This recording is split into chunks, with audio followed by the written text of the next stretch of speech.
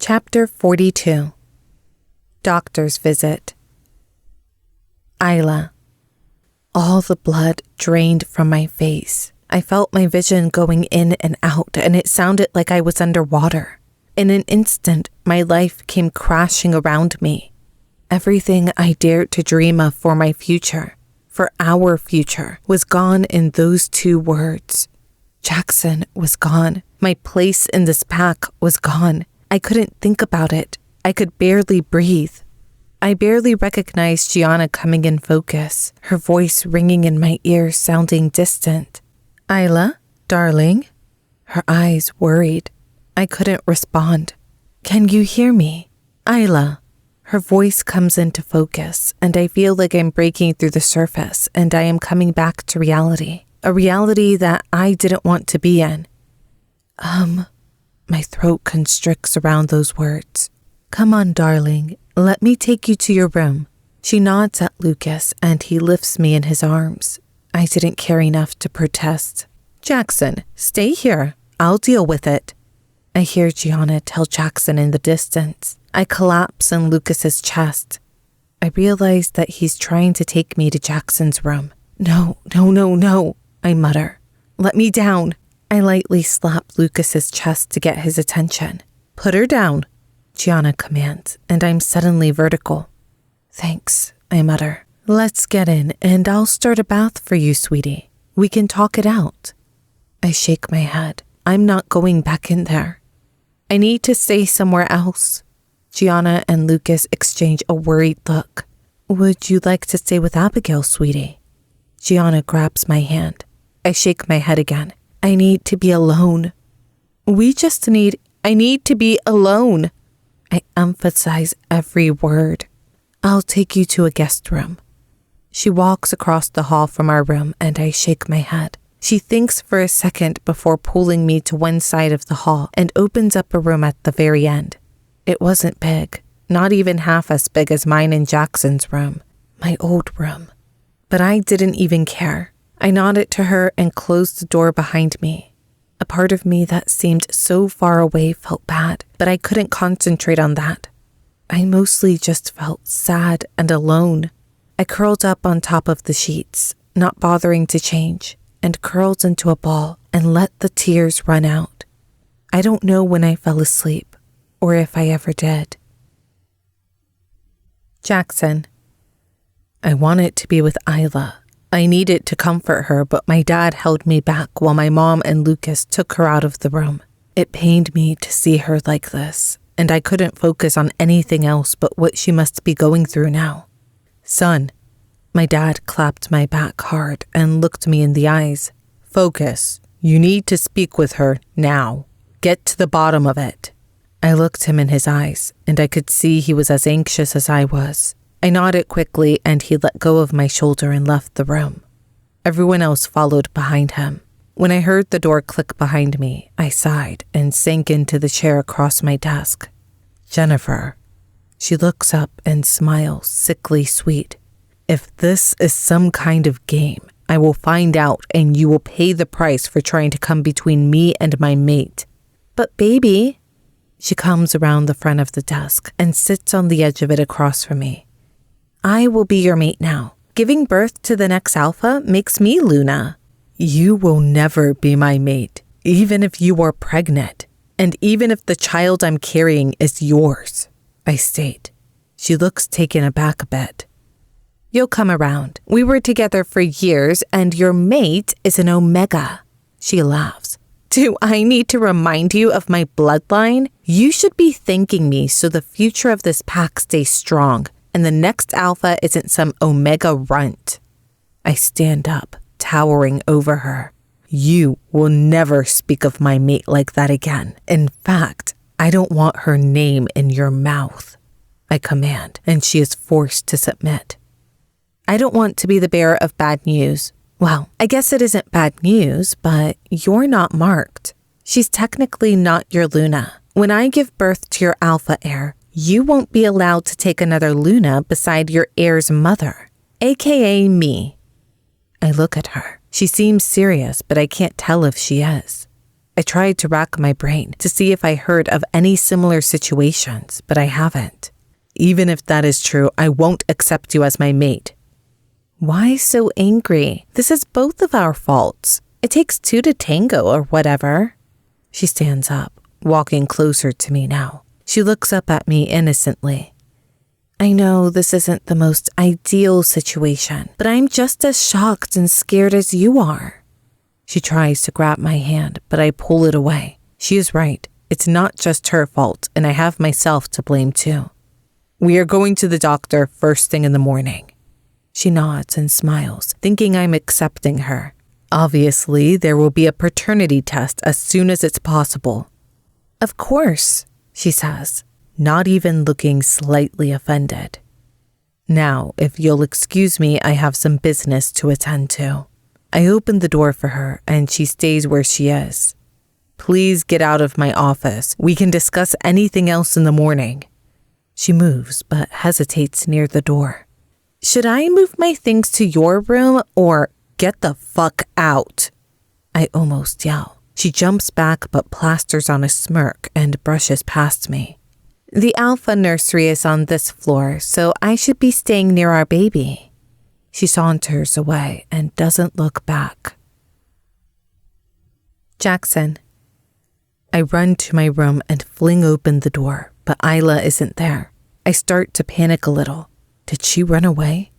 There is a faint trail of her scent, and I follow it down to one of the last rooms on this floor that hasn't been used in ages. I turn the knob and see that it's locked.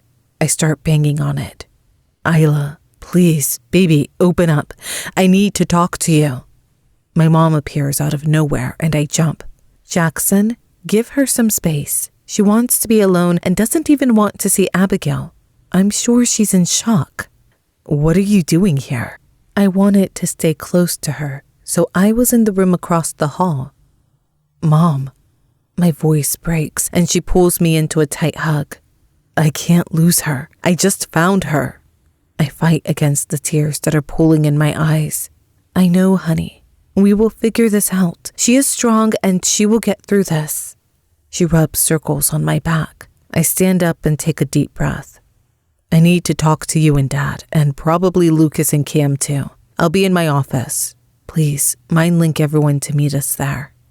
I stand up straight and walk back, my legs feeling like lead. Everyone is in my office in minutes. I can't sit down. I keep pacing. There has to be a solution. Son, because Isla isn't technically your Luna yet, you haven't mated with her or marked each other, then the rules are that your responsibility is to your heir, and the mother would become the Luna. Everyone looks at him. I can't believe this. I won't do it. I don't know if you would have a choice. He sighs deeply. The bloodline is what werewolves care about the most, and the Alpha bloodline most of all. You need to do it the right way and have the mother of your heir become the Luna. My stomach twisted, and I felt like the floor dropped out from under me. Was he really suggesting I had to take Jennifer as my Luna? I felt sick. There has to be another way, I hear Lucas say, but I can't focus on anything but this feeling in my stomach. Can't he raise the child as his heir and not take her as his Luna? Cam asks. Dad, I can't. I can't lose Isla. I will give up being Alpha if it means not losing her. All that mattered to me was Isla. More than being Alpha, the only thing that mattered now was her. Is there a way that Isla can be Luna and Jackson still accepts Jennifer as the heir? My dad shakes his head. I don't think it works like that. We have rules for a reason. Fuck the rules. I slam my hands on the desk. My mother looks shocked. Don't talk to your father that way. If I can't take Isla as my Luna, I don't want to be Alpha, I say with finality and walk out of my office. I don't know where I'm going, but I know I can't sleep. I can't sit. I realize that I made it to the edge of the woods that meets the base of the mountains. I shifted into Flint and focused on the cold wind ruffling my fur and the feel of the soft ground under my paws. I ran until daylight and finally exhausted, passed out somewhere in wolf form. Daylight streamed through the trees and pierced my weary eyelids. I wasn't ready to face reality yet, but I knew I had to. I needed to talk to Isla today, and I would find a way to make this right. I needed to tell her my plan to choose her over being Alpha. I needed her to know how much she meant to me. I reluctantly got up and ran back to the pack house. I didn't realize how much ground I ran yesterday, but thankfully I must have started circling back because it only took an hour or so to make it back to where I started. I linked Lucas to bring me some clothes out back, not even bothering or caring enough to shower. My legs felt weak as I walked towards the pack house clinic. I wasn't sure if it was because of running all night or the fear that Jennifer might actually be pregnant. I stumbled into the clinic and saw that Jennifer, her parents, and my parents were already there. "Oh, honey." My mother rushes to me and grabs my face in her small hands, looking me over worried. "I'm fine, Mom."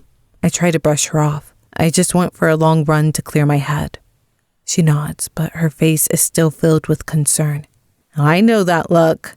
Greg, Jennifer's dad, comes up and claps me on the back. "I was scared out of my wits when Lisa here told me I was going to be a father." Lisa laughs and nods a bit too enthusiastically. "Oh, I do remember that. White as a sheet this one was." Lisa adds, "Can we please just get this over with?" I say, not bothering for politeness this morning. My mom flashes me a look but agrees. "Yes, I think it's best to see what is going on before we start making arrangements," my mom adds. Right on cue, the doctor comes up. "What a crowd we have today." He smiles up and then checks his sheet. "Oh," he says out loud. Follow me. We don't have room for everyone, so maybe Mom and Dad?"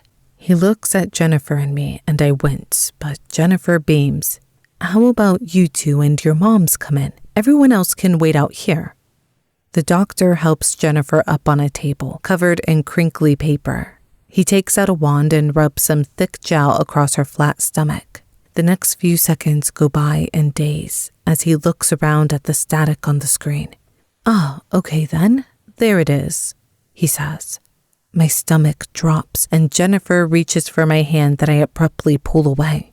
"There's not much to see here, just a little sac. It's still too early to really see the baby, but it looks like you are in fact pregnant." "How far along is she, doctor?" my mother asks calmly. He looks back on the screen and looks like he's doing some measurements with the tool on the screen.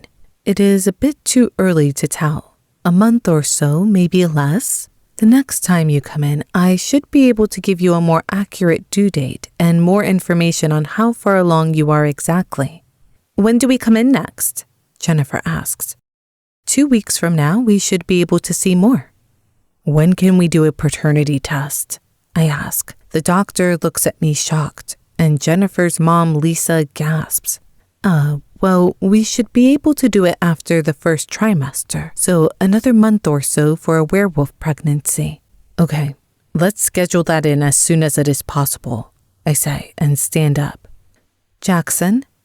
I turn to look at my mom. "Is there a chance? I mean, in the past month?" She motions to Jennifer, and I know what she's asking. "About a month or so." Her face loses all of its color. "Oh," was all she could say. I turn to leave the room and I hear my mom talk to Lisa and Jennifer. "Of course, if this baby is Jackson's, we will accept it completely as part of our family."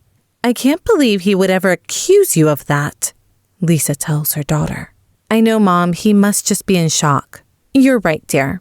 Such a mature thing you are," Lisa says. I roll my eyes, even though I know they can't see. I brush past Lucas and our fathers and head up to my floor, seeing if I could get to Isla. I knocked on the door of the room she was staying in and couldn't hear anything behind it. "Isla," I called out softly. "Please, talk to me, baby." I tried knocking again, but nothing behind the door moved. I would have to talk to him eventually, but I'm not sure when that would be. I couldn't face anyone right now. I drifted off back to unconsciousness, falling into a dreamless sleep. When I wake back up, the room is dark. I tried to close my eyes again, but sleep won't take over again. I sigh and slowly uncurl myself. My limbs are tight and fight against the sudden movement they haven't had in a day. I tried to shake out my muscles and lay on the bed, staring at the dark ceiling, not having any desire to get up or do anything. Adrastea, what do we do now? I don't know, Isla. I really don't. I could feel her pain in my head too, knowing that she just lost her mate too. I felt like I was going to cry, but to my surprise, I didn't have any tears left in me. Isla? Isla? Abigail's voice sounds in my head. Hi. Oh, Isla, are you okay? I've been trying to reach you all day. Sorry. Are you okay? Want me to come to you? I'll come down. Give me a few minutes. I didn't want to explain it to anyone and relive the memory of last night just yet, but I couldn't lay in this bed all night alone with my own thoughts. I slowly crawled out of bed and listened to the other side of the door. I didn't want to run into anyone. As soon as I knew the coast was clear, I opened the door and almost tripped over something. I looked down to see a breakfast, lunch, and dinner tray all laid out in front of my door with Jackson's signature flower vase. The sight broke my heart and made my chest hurt. I stepped over them and headed to the elevator, not wanting to risk running into anyone on the stairs. The elevator dinged loudly and it made my heart race. I held my breath, but no one came. I got in the elevator and let out my breath only when the doors closed and we were ascending to Abigail's floor. I stood outside her door for a minute, debating on if I wanted to knock or if I should just go back upstairs when the door opened. Abigail surveyed me. In last night's clothes, makeup I forgot I was wearing smeared down my face, puffy eyes and tangled hair, and pulled me into the tightest hug. Oh, sweet girl, she murmurs. You don't have to say anything. Feel free to talk when you're ready. I nodded into her shoulder. Let me get a bath started for you and get you cleaned up and in new pajamas. Lucas filled the closet with about 10 pairs. Abigail gives a little chuckle, but there is no humor in it. She leads me to the sofa and wraps me in a blanket and goes to get the bath started. I know you're probably not hungry, but I want you to try to eat something and drink as much water as you can. It will help you feel better. I nod. Are you okay in the bath alone?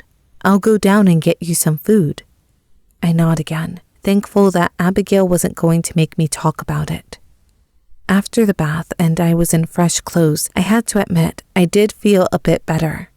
Abigail and I sat in silence as I nibbled on the sandwich she made me. She watched me closely until I drank an entire glass of water, and then she seemed satisfied to return to her food. We crawl into bed, but I'm not tired. As much as I still want it to be alone, Abigail's presence comforts me. We're going to figure this out, Isla, I promise. Whatever happens, I'm here. She squeezes my hand before she drifts off to sleep. I see the soft light of daylight stream through the curtains before I finally fall into a restless sleep. Isla. I feel someone softly push the hair out of my face. I wake up smiling, hoping to see Jackson. Abigail's face comes into view, and then everything hits me again. It was nice to forget for those few seconds. Sweetie, you need to eat. I brought you up some food, she says gently. I sat up. I would have to get over this funk eventually. Lying around wasn't going to solve anything. Jackson has come down twice already wanting to talk to you. I sigh. I would have to talk to him eventually. He wasn't doing this on purpose, but that didn't make it hurt any less.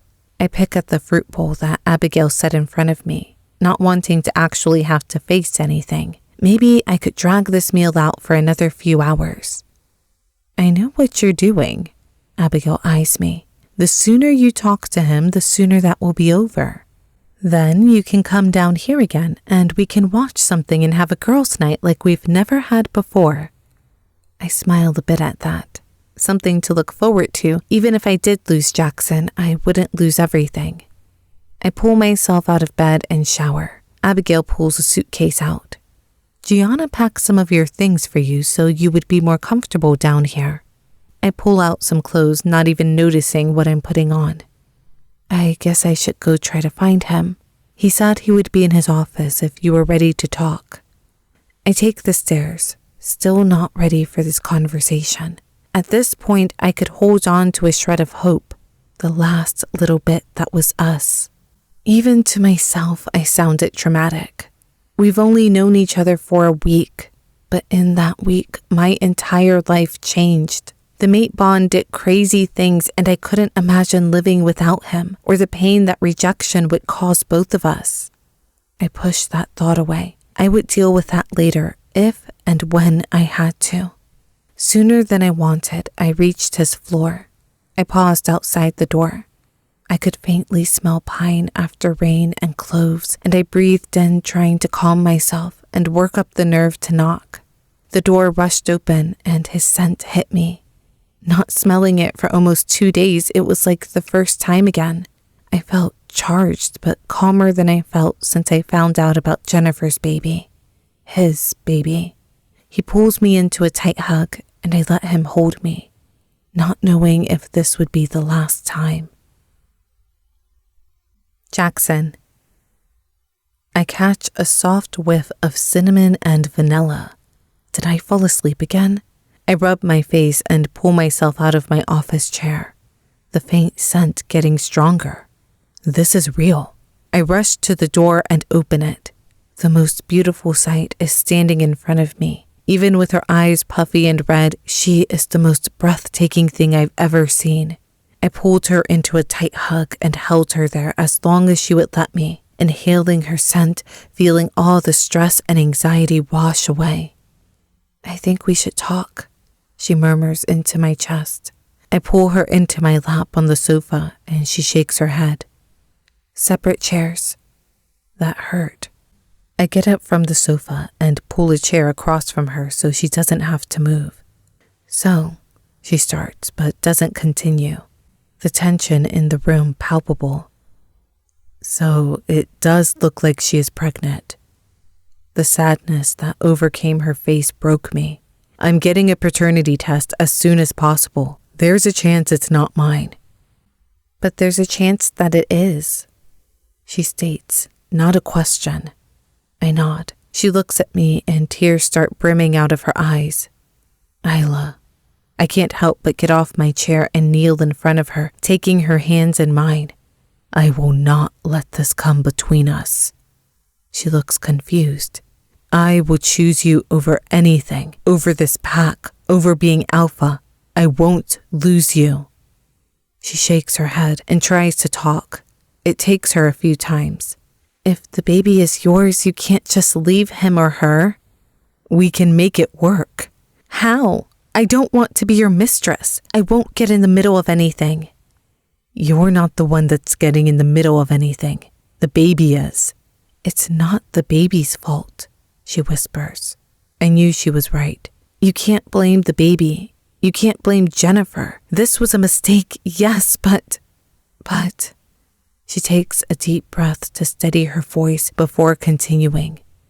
But this is the outcome of your actions. As much as it sucks, I won't take a father away from their child. It's not fair. I sigh. She was right again. Okay, so that takes us leaving the pack off the table, but there are still options. She looks up at me with tear-stained eyes. How? I don't think there's an option. What comes next? I become Luna while Jennifer has your heir? Or she becomes Luna and I'm in the background? Or no one becomes Luna and we're all just in fucking limbo? She throws her hands up, getting more and more hysterical. Breathe, baby. She looks away from me, tears streaming down her face. It hurt me that this hurt her so much. We can stay here and I can give up my title. Then I can be with you. I hold her chin in my hands. All that matters is you and me. I wish that were the case, but you have an entire pack to look after and now possibly a child. It's not just about me and you know it. Isla, I can't lose you. I feel tears I've been holding back for days spill out. She wipes them away with her fingers. If we were all Omegas, this might be different. We might be able to make it work, but you are an alpha of a pack and you took an oath to them. I wish for once she wasn't so mature and would just promise to run away with me and put everything behind me. Can you please come back to our room? She shakes her head. I can't risk getting closer to you if. I nod. So now what? Now we wait. She gives me a sad smile. Even though I don't think there's much of a chance, I'll stay just in case. I sigh. And try not to take it out on Jennifer. It isn't her fault either. That one would be harder. She was right though. I was acting like an immature ass. My thoughts clouded over by Isla, and I wasn't thinking about anything else. There is a possibility it is my baby, and if that's the case, it's not the baby's or Jennifer's fault. It was both of ours. How could this happen? I was so careful. You can have our room. No. There was so much finality in her voice I wouldn't question. I'll get you a separate room set up then, and some of your stuff moved, I say. Temporarily, I add. One on the second floor, please. She looks down at her hands. I didn't want her so far, but I'm glad she was staying until we found out at least. That would give me enough time to figure out another solution or a loophole in this alpha role. I'll set up the one across from Abigail's. I mind link Lucas to have it set up. It should be ready, your stuff there in a few hours. She nods and stands up. Can't we hang out? Maybe watch a movie? I plead. I'm not sure if I can handle it, honestly. Maybe another time, but right now I just can't. Okay. How about I get Lucas to set up a movie in your theater for you and Abigail tonight then? I bet she would love Shrek too. This earns me the first real smile from Isla this entire conversation. That was enough for me, if I could distract her for even a few hours to make her forget all of this pain. I'll have it set up and ready to go in an hour. When the movie is done, Lucas will show you to your room. She turns to leave. Wait. She turns around. One last thing. I meant to give this to you the other day before, you joined the pack. I slide a box across the table and she holds it hesitantly. I promise it won't hurt you. I try to laugh. She opens it. It's an iPhone, already programmed with everyone's numbers, just in case you need any of us. Thank you. I can't accept. Yes, you can. Enjoy the movie. Text me if you need anything. I will always be here for you. I hope she can hear the promise in my voice. She turns and closes the door behind her. I would figure this out. Even though the conversation didn't go as well as I hoped, I let out the first real breath in the past few days. Unknown point of view. What are the next steps then? I demand. You knew this would happen. Yes, but I need to make sure. There can be no chance that this goes wrong or backfires. Ever. This has to be bulletproof. I told you I would take care of it. Everything will be ready when you need it. The only thing you have to do is get a sample of the DNA. I can do that no problem. So then stop your worrying. Everything will work out, and then we can finally be together again. I sigh. Yes, thank you. I add. Goodbye, mate. I rejected you, remember? You're not my mate anymore. He hangs up. Fuck, I need to keep my temper under control until I didn't need him anymore at least. I would have to fuck him to make up for it. Make him believe that I wanted him again. I rolled my eyes. The effort. A small price to pay.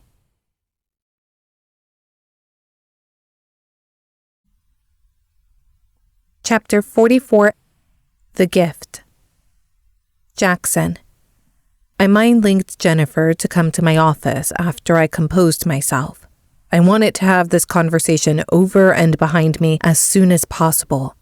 She saunters in without knocking and plops herself on a chair across from me, rubbing her still flat stomach. I'm glad to see you finally accepted our baby. He would need a father figure, and I was worried there for a second when you freaked. She gives me a fake pout. I used to hate it when she did that, and it was even more annoying now. I talked to Isla, I say calmly. And you told her she had to pack her shit? She sits up. No, of course not. She's my mate. But she is the one that convinced me to not be so hard on you. Oh, she looks surprised. Exactly. The only reason we are having this conversation is because of her, so I suggest you thank her when you get the chance. She scoffs and looks away. She made me realize that it's not your fault or the baby's fault. This was just an accident, and it was both of our fault, so I shouldn't take it out on you. It's not like you did it on purpose. I leave the last sentence as a question and wait for her to respond. Oh, babe, of course not. You know what this baby is going to do to my figure. I never wanted kids. She rolls her eyes. A pit forms in my stomach. As much as I wanted to blame the kid, I didn't want her to be the mother of any child of mine. I just don't know how this happened. We always used protection. She looks away, and I study her face. Well, you know, these things happen. She waves to her stomach. Condom could have broke or something. I don't remember that happening. That's happened to me once before, and I noticed. I didn't want to give myself any false hope as I trusted Dr. Lockhart and saw myself on the ultrasound that there was a little baby sac, or whatever he called it. She was pregnant, and the timing did add up, but I still wished there was a way that it wasn't mine. I would hold out onto that sliver of hope, the last hope I had that Isla could be my Luna of this pack. Even if I could convince her to stay with me, it didn't look like she could rightly be Luna. She just shrugs and looks at her perfectly manicured nails. There's no one else that could be the father? She looks up with shock plastered across her face. Excuse me? I've been waiting for you even after we broke up. You were the only man I've ever slept with. I fought not to roll my eyes. I didn't believe that at all. I remember her lying to me about being a virgin, actually, in the beginning of us dating. Not that being a virgin mattered to me at all anyways. I found out she slept with a few other warriors before Cam even became friends with her. But it just resulted in a huge fight and her accusing me of going behind her back. I was mad that she lied, not that she wasn't a virgin. I sighed. I guess we would figure this out one way or another in the next few weeks. I just want to get the paternity test behind us so that you will finally accept this baby. She looks at me. And me, she adds softly. Jennifer, I will accept this baby if it is mine, but I won't accept a mate other than Isla. I can't do that to her, to me, or to this pack. We broke up years before this baby. I know we've made mistakes when we've been lonely. She crosses her arms and glares at me. But you always knew that I was looking for my mate. When you find your mate, I'm sure you will want nothing more than to be with him. I've already found my mate. I was elated for a second. If she found her mate, then she could be with him without wanting to stay with me. I found him when we started dating and I rejected him. All the happiness wore away instantly. She rejected her mate years ago. But why? I stammer, angry at her. If she would have accepted him, we wouldn't be having this conversation. Isn't it obvious? She gives me a pointed look. Jennifer, you knew back then that whatever we had was over if I found my mate. I told you that starting out, and you still chose to date me, I say, trying to stay calm. She rejected her mate while she was dating me. I couldn't wrap my mind around that. I rejected mine for you. You can reject yours for me. Simple. No, it was not that simple. You can't take her as your Luna if you have a kid with someone else anyways. I know that much. She starts to get agitated, anger creeping into her voice. I guess we were done talking about her mate. I know. That's what I'm trying to figure out. I mentioned it to Isla that I could either leave the pack or to step down as alpha. I look up at her and see the color drain from her face. She puts her hands on either side of the chair and takes a few deep breaths, her hands shaking. No! No? Isla actually convinced me we can't leave. The responsibility is to this baby, unless you want it to come with us, of course. But I know that you probably wouldn't. I look away, thinking. No! This time she yells it and stands up, her colorless face now flushed and bright red. My child will be the next alpha, and you will not take this away from him just because you fell for a fucking rogue. She spits. Is that all you care about? Your child's status? Give him the pack, then step down, and I will lead until he's ready. I laughed at this, not meaning to, and she started shaking again. If I give the pack to anyone, it will be Lucas. Or if someone were to lead in my son's place, if it even is a boy, it would be my father. I'm not sure why you think it would be you. She stares at me and doesn't say anything. I see that she's fighting not to shift. Why do you insist on being Luna, Jennifer? I ask her, genuinely curious. Is it for me or for the title? She looks surprised by my question, and it stopped her from shaking for a moment. Of course I want to be with you. You just told me to give you the pack. No, that's not what I meant. Then how did you mean it? I want what is best for this child. He's the son of the Alpha, and I want him to take his rightful place. So you would still want to be with me if I renounced my title and lived here as an Omega? She reels back. You wouldn't do that, she whispers. I would, actually. Would you still want to be with me if I renounced my title? I ask again, more firm this time. Of course I would. We were meant to be together, she says, but I'm not convinced for a second. Isla didn't know I was Alpha when she accepted me. She thought I was an Omega and she wanted to be with me. Again, I was thinking how the hell I got myself in the middle of this fucked up situation. Just then, a soft, firm knock came at the door. Come in, Mother. She comes in with my father and Jennifer's parents. Jennifer looks at me confused. I figured we could all figure this out together, what the future would look like if the child is mine. I wish you would stop saying that. Lisa chastises me, walking through the door. You're talking about my daughter's virtue here, Greg adds. We don't know anything yet. The kid could be anyone's. She left for a while, my dad retorts. Okay, let's calm down, everyone, I interject. We only have 4 months left in her pregnancy, more or less. I motion to Jennifer, who sits back down and smiles at me. I take a deep breath. After the paternity test, we will have 3 months left. I know it might seem like a lot of time, but it's not. They take their seats and listen to me.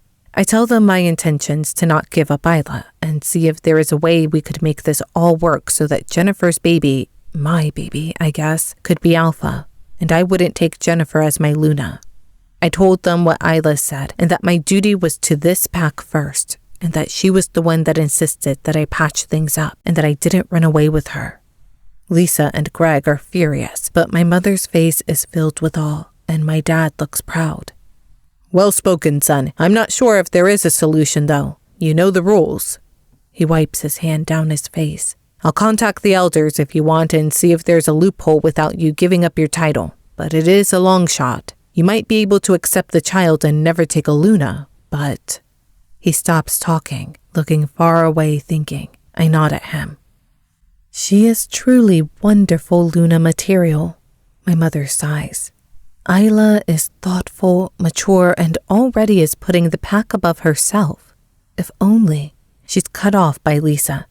No, my daughter is Luna material. She is from a long line of betas, and Isla is what? An Omega? She spits. An Omega that shows more maturity and respect than someone that comes from a long line of betas, my dad says back. Now, we will not let this tear our families apart. If anything, this should bring us closer, Greg says, and I see my dad fight the urge to roll his eyes. That makes me smile.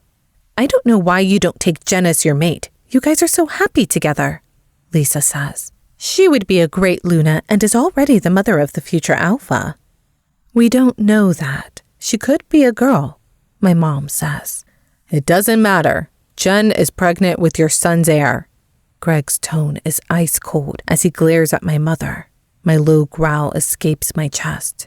You will respect your previous Luna, I command him. Yes, Alpha. Greg nods his head, and Jennifer looks furious at me. I am not taking a mate that isn't Isla. I will give up my title for her regardless of what Isla thinks I should do. I want to be with her. That's why I called you all here, so that we can hopefully find an option that works for all of us and that no one is blindsided or hears rumors about anything. I wanted to address this with you all first. We need to figure out how to navigate the future if the child is mine." Lisa and Greg both roll their eyes. Jennifer smiles widely at me. Isla. It was hard seeing Jackson. Really hard. But I had to admit that I felt better after talking to him. The weight didn't lift off my chest, but it definitely lightened a little bit. I wonder if I would ever feel like myself again. I doubted it, but maybe in a few years some part of me would be back to normal.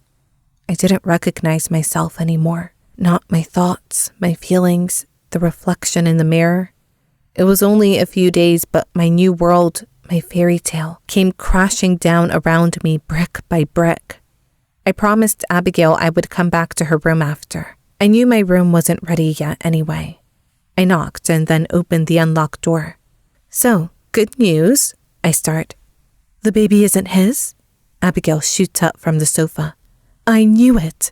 No, nothing like that. Jackson organized a private movie for us in a little bit." "Oh." I could see Abigail's face fall, but she tries to hide it from me. "A movie? Just us two? That sounds just what we need." She smiles genuinely, and I can't help return it. "You seem a bit better." She walks over to me and takes my hand in hers. "I don't feel as bad as I did a few hours ago, but I still don't feel anywhere near okay." She nods. "Well, while we have time off in our own room, fit for a damn king, why don't we take advantage of it? You told me there was a private library. How about tomorrow we take a long walk? Get you some fresh air and then spend the afternoon in the library." I had to admit that did sound nice. The thought of laying in bed for another day seemed overwhelming all of a sudden. I wanted to do anything in my power to keep me distracted, even temporarily.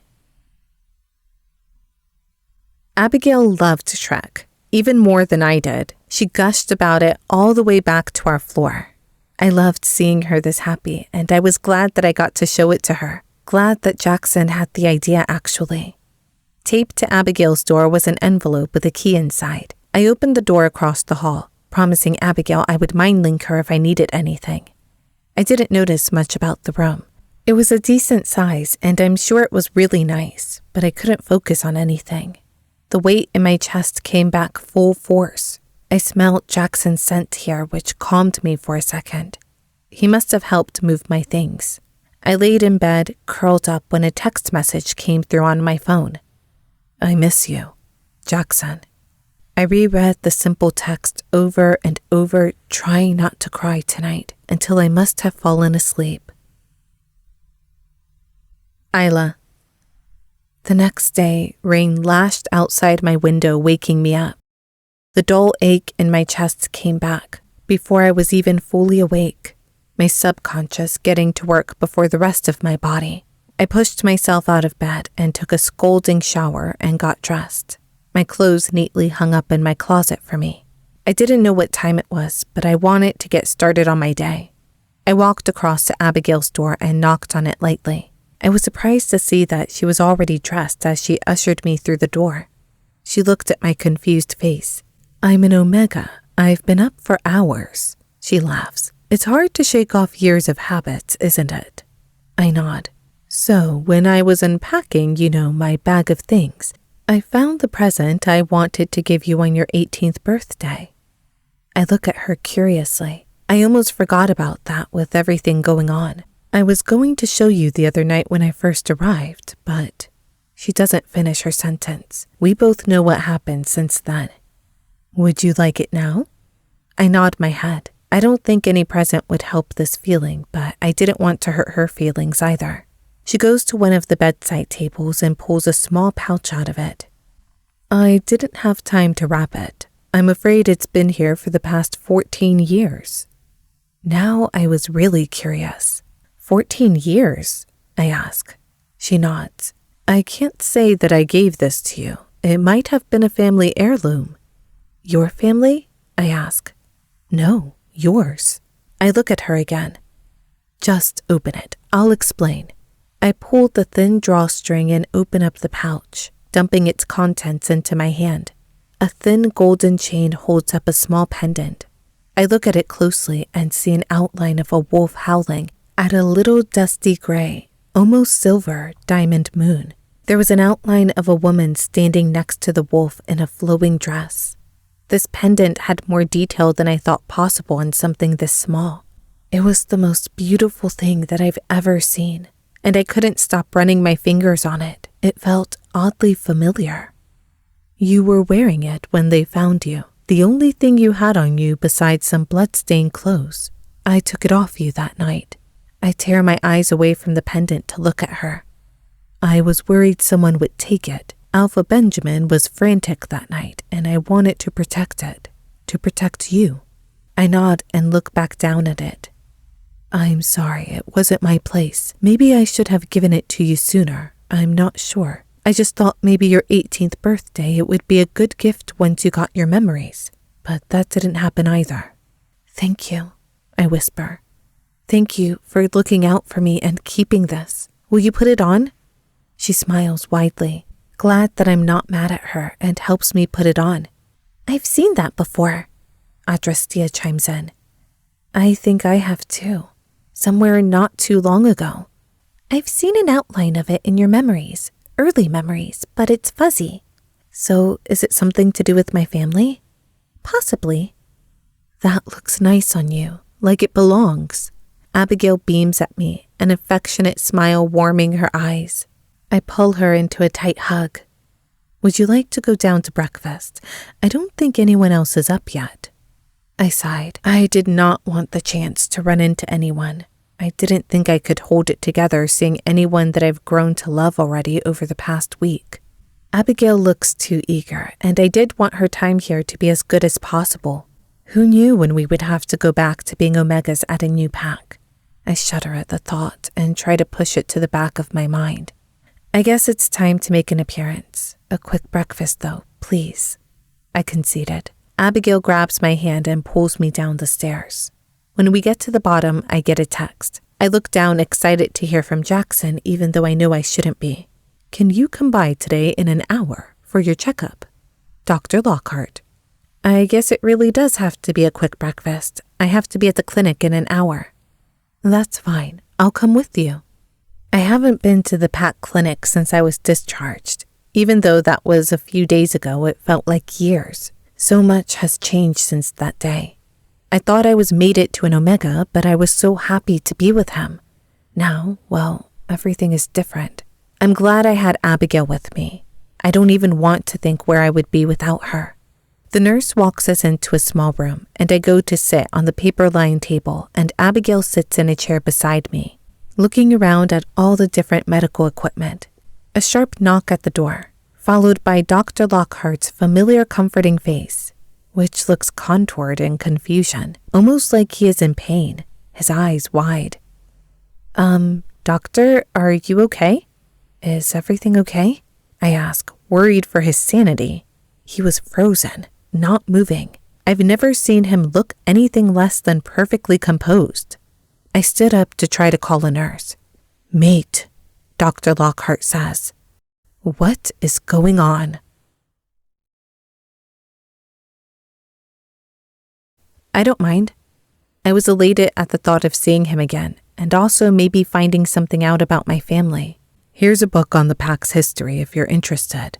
He shrugs. There's a lot about Silver Moon in there too, since our histories are so entwined. He hands me an old leather book with a golden picture of a moon on the cover. He heads out, turning around to give me a final smile. I take the book and sit down next to the fireplace and start reading. At the beginning of our people, when wolves and humans became one, there was only one pack. As ranks started to be established and alpha wolves emerged, it became harder to live as one pack in peace. Violence broke out and alliances were formed. Eventually, the moon goddess decided to let them break free. Every group could scour the earth for a place to call home. Some ran for years before finding a spot. Some chose areas near the original pack. Some never settled down. There was a frenzy as everyone was let go. Everyone wanted the best lands for their people. Wolves without an alliance were desperately trying to decide who to ally with, and the alphas were desperate to grow their numbers. Everyone scattered, taken in by the frenzy, desperate to find the best lands for their descendants, willing to fight over it.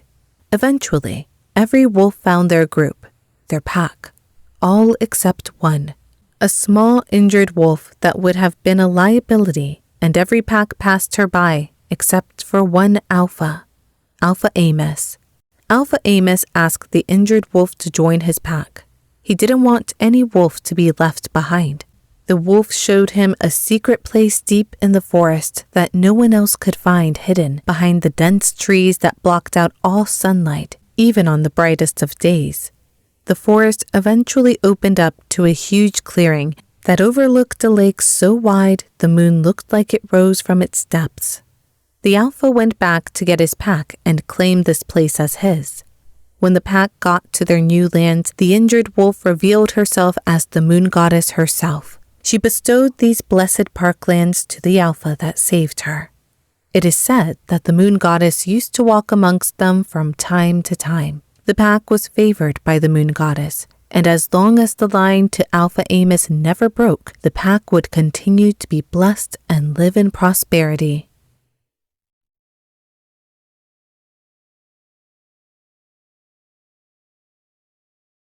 Chapter 46. The Elders. Jackson. Dad? Yes. Remember that book, the one you had in your office about the history of neighboring packs? Yeah, I haven't seen it in a while though. Do you think you could help me find it? I'll try. Do you have a minute? I just got a call from the elders. I told them I would call them back when I was with you. Meet me in my office. I'm heading there now. My father comes in and starts talking before he can sit. So Cassius left the other night after the drama, but he told me he would brief the elders and then set up a call with us as we were the ones to bring it to their attention. I nod and motion for him to sit down. Let's get them on the phone then and see what they have to say. We got a hold of Elder John directly. First, I want to thank you for bringing this to our attention. It seems that this has been going on for years, and the abuse and neglect that these Omegas have faced is extensive.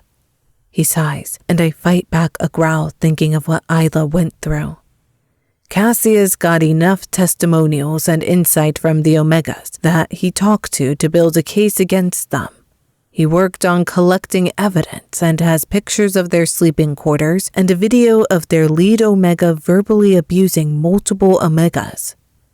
However, he pauses. I don't like the sound of however. None of these statements are official. There is enough evidence to start a case, but we need to get official statements from the Omegas, and I know that would be harder to do under such conditions.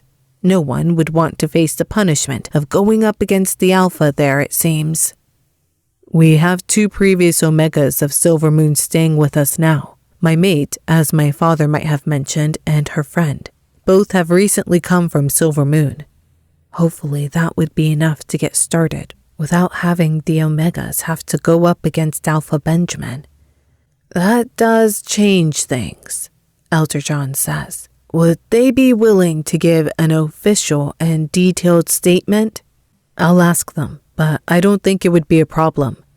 Excellent. We would send someone to get a statement in person, so please talk to them and let me know what they say so we can get this in motion. We can come as soon as we get the confirmation.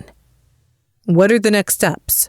My dad asks. Well, we will be serving him with an official trial against ongoing misconduct of pack members, since it seems he knew of the abuse and was taking part in it as well. It shouldn't be hard to find him guilty. He will definitely fight back. All alphas do in these cases, but we are already compiling a solid case. And if he's found guilty?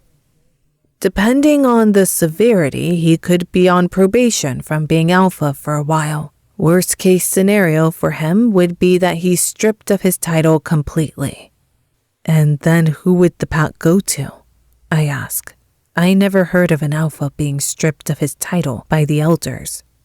next in line. If he has a son, it would go to him if his son is found innocent. Maybe his beta," he adds. "It's complicated because it's hard for us to think that any of the rank's members were oblivious to the abuse all the Omegas face there. We need to figure out the extent of it and everyone's roles before we can make a decision." "Thank you so much, Elder John," I say. "I'll notify you as soon as I speak to Isla and Abigail."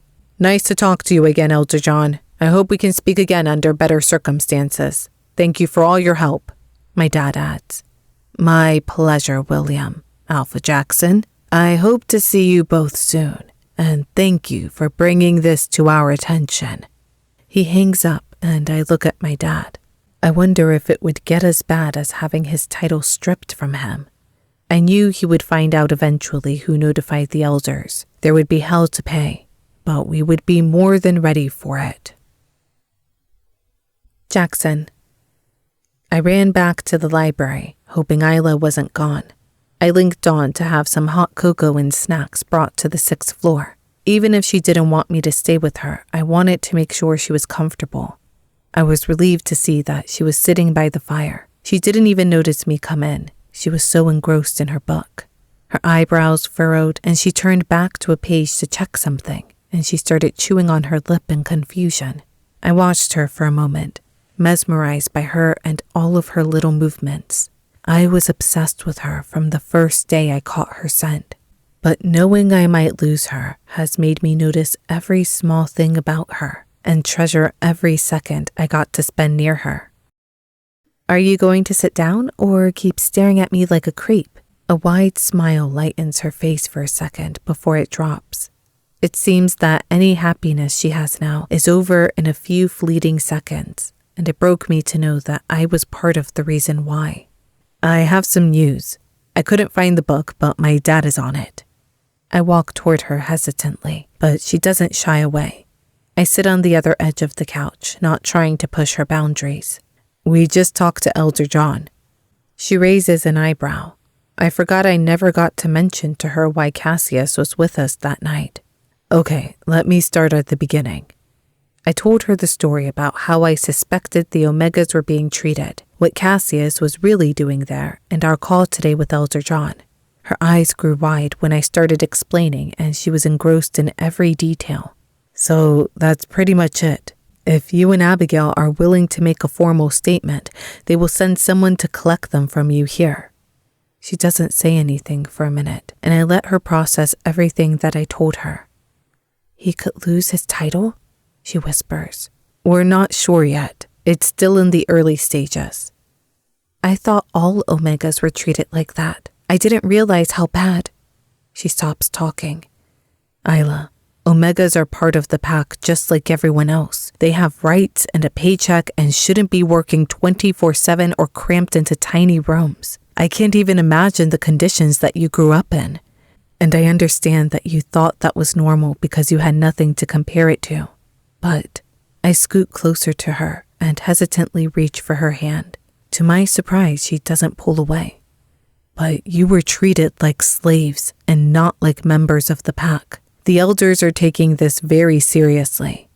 Once everything settles down, I wanted to invite any Omega from Silvermoon to come here, if they wanted to. We have enough rooms and cottages, and I know you left behind some friends." I hope I wasn't being too pushy, and it was something I was thinking about since dinner the other day.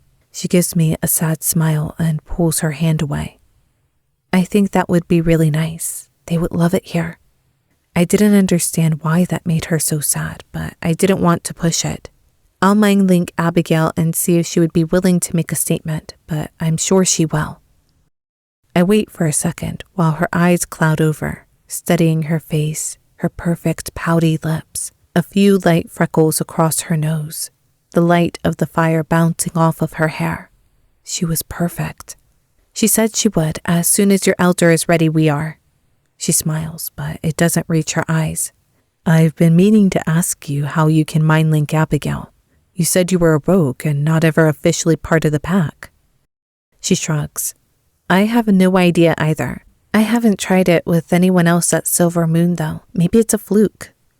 I've never heard of someone being able to link anyone from an outside pack unless they were mates.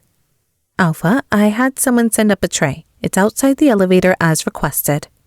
Thank you, Dawn. 1 second. I come back with 2 steaming mugs of Dawn's famous hot chocolate. I think she adds some cinnamon or something to it, but it's incredible, and I knew Isla would love it. She also arranged some fresh bread and butter and a bowl of fruit on the tray. I set it in front of Isla, and she can't help the look of excitement that crosses her face. I liked being able to do things for her to make her happy. I wish she would let me still. I thought you would need some sustenance if you're spending the afternoon reading. She smiles at me, an actual smile that sparkles in her green eyes. I missed that smile more than anything.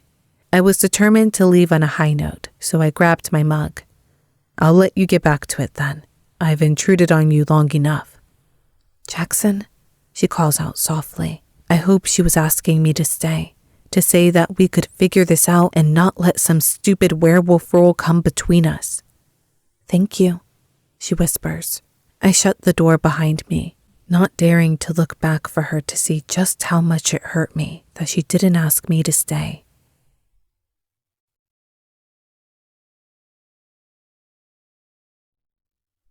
Chapter 47.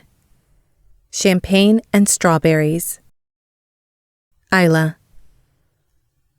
I spent the afternoon reading and didn't realize how late it was until the fire started going out, and outside the window was pitch black.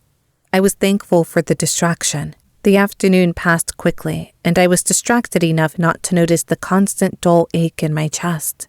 I stretched my legs and made a note of where I was in my book and put them neatly back on the table. I didn't want to disturb Abigail on her first night with her mate, so I decided to sneak down to the kitchen to get some leftovers. Dinner must be over. Something smelled amazing, and I was hoping there was extra of whatever that incredible scent was. It reminded me of the lasagna Jackson had made for me one of my first nights here. All the lights were off in the kitchen except for one over the stove. I heard distant humming, and I figured it was Dawn doing a last-minute check of the kitchen. I walked closer, seeing if I could help, when I froze on the spot. It was Gianna, her perfect bun hard to miss even in the dim light, pulling out a pan from the oven. I know someone is there, she called. No need to be shy. I take a few steps closer. Running away was out of the option. Hi, I say shyly. Oh, Isla. She turns around and studies me before walking closer and pulls me into a tight hug. I hug her back and we stay like that for a few moments. Oh, sweetie, I can't even imagine if William... She doesn't have to say anything else. She pulls away and takes a deep breath, studying my face. I would ask you how you are, but I know you must be horrible. Have you eaten? I shake my head. I was hoping to steal some leftovers, actually. Perfect timing. I was actually making some lasagna for you. I was going to put it in the fridge for you to have whenever you wanted some comfort food. She turns around and starts preparing a plate for me. My eyes fill with tears I've been trying to hold in. I quickly wiped my eyes before she could see. There you go, darling. She puts a steaming plate in front of me with a fork and glass of water. Can I see you sometime soon? I would love to have lunch with you and Abigail. I don't know how to say this. She looks worried. I love your company. I love being around you. I just don't want to get too close. Just in case, the baby. I think it would hurt too much to lose not only Jackson, but you and William and everyone else I've met here. I look down, not able to meet her eyes. I hope I wasn't offending her by asking for space. Well, yes, dear, that makes sense, she says after a minute. I understand. She pats the back of my hand. Just so you know, William and I are here if you need anything, no matter what happens. The lump in my throat is back. I'll just put this in a container for you in the fridge. I'll label it so no one else touches it. I nod, still not able to meet eye contact. Thank you, I managed to say, happy that my voice didn't break during that short sentence. I hear her heels click away when she's done putting my lasagna in the fridge and the pan soaking in the sink. Only then can I look up and try to force myself to eat, the lump in my throat making it almost impossible to get anything down. I managed to clear the plate and clean my dishes and slowly head to the staircase, not wanting to go to my room just yet. "Isla," Abigail calls to me when I get to the bottom of the stairs. She rushes over, her hair everywhere and cheeks flushed. "Did you run here?" I laugh. "Well, yes, but also..." She trails off. "You did not." She tries to shush me, but we both end up laughing. "I'm sorry, I lost track of time." "It's okay, I honestly did too. I just finished dinner. Are you sure you don't want to go back to your mate?" I ask. "I need girl time. Come on." She grabs my hand and pulls me towards the elevator. We get to her room and there's a tray of chocolate-covered strawberries and a bottle of champagne chilling. We look at each other, not sure who it was from. Abigail picks it up and I open her door. She sets it down in her seating area and pulls out a card. "I miss you already, Jim." Abigail blushes and giggles like a child. I pull the card away from her and read it. We are both smiling now and jumping around the place. I felt genuinely happy. My best friend, my family, found her perfect match. "Shall we have some champagne then?" she says. "We don't want it to go to waste." "Of course not. That would be rude." Abigail pops the top and pours us each a large glass. "To your mate," I say, and we clink our glasses. "Let me shower really quick. Get on some pajamas and turn on the TV. Find a movie or something. I have so much to tell you." Abigail and I both accidentally get drunk for the first time. Neither of us has drank before this. I only had a few sips the night at Silver Lake. We are dancing around her room after finding a music channel on the TV. Knowing that we are the only two people on this floor, we turn it up and start making up words, neither of us recognizing any of the upbeat songs playing. After the bottle is done and we've danced for what could be hours, we end up laying on her soft carpet looking at the ceiling. "He is just incredible," she breathes. "He made me roast dinner. I've never had it before, but it's my new favorite thing. And his house, high ceilings, exposed beams, it looks like a fairy tale cottage, and it's not near any other houses. Right out back in the woods, really hidden, but still close to the pack house." She doesn't pause for a breath. She sits up. "Did you know he's a doctor?" Her face is flushed. I can't help laughing. "Yes, I did know that actually. Like a real-life doctor. My mate is a doctor. The things that man can do with his hands." "Stop it!" I cover my ears. "That's like my mom talking about sex." Abigail starts to cry. Little sobs permeated by hiccups. I would laugh if I wasn't so worried I hurt her feelings. "You're not old. I didn't mean it like that," I say, trying to pull her hands from her face. "You said I'm like your mom." She starts sobbing again, and I thought I was a lightweight. "Abigail." I wait until she stops crying. "Can you look at me?" She finally meets my eyes. "Is everything okay?" "You're like a daughter to me." She pulls me into a tight hug back on the floor. I hug her back and finally get her to release me. "That's it? I thought you were mad. I called you old, saying you were like my mom." She gets up and bursts out laughing. "Girl, I am not old. I just found my mate. I feel like I'm 20 again." Isla. I'm running faster than I've run before. I look down and see brown paws beneath me. I must be running in wolf form through a murky forest. Dim sunlight fights its way through the trees. I keep running until the sun sets and the night turns bright with stars. I look around me and see the outline of other wolves. They aren't close enough for me to see them in detail, but I can feel them around me, hear them near me. They must be part of my pack. The forest seems to open, the trees becoming more sparse, clouds parted and moonlight shone down as a silver beacon. We were children of the night, and the moonlight is just for us, guiding me towards something. I followed the moonlight's path. It got brighter as I got closer to it. The silver light turned to gold, and a flash of light blinded me for a moment. My eyes fight to get back into focus, and I see a silver wolf howling at the moon next to a woman in iridescent robes. They both stare at me, but I'm not afraid. The other wolves that were running with me go to join them. The glowing woman beckons me to come forward, but I'm rooted in my spot. I try to get closer to them, knowing that there is safety there, but I can't move. I'm pulled farther and farther away into the darkness under a thick canopy of trees. The moonlight is gone. Darkness consumes everything around me. Alone, once more. I woke up with a start. That was the only dream I can remember having that is different from my nightmare. I look around confused. I'm not in a bed. I must have fallen asleep on Abigail's couch during a movie. She's passed out on the other side of the couch in an uncomfortable position. She sits up and groans. Fine, maybe I'm not 20, but I feel like I'm nearing death any minute, she says and flops back down. Do we need to go see your doctor? I tease. What do people do for hangovers? Coffee, water, something I'm not sure.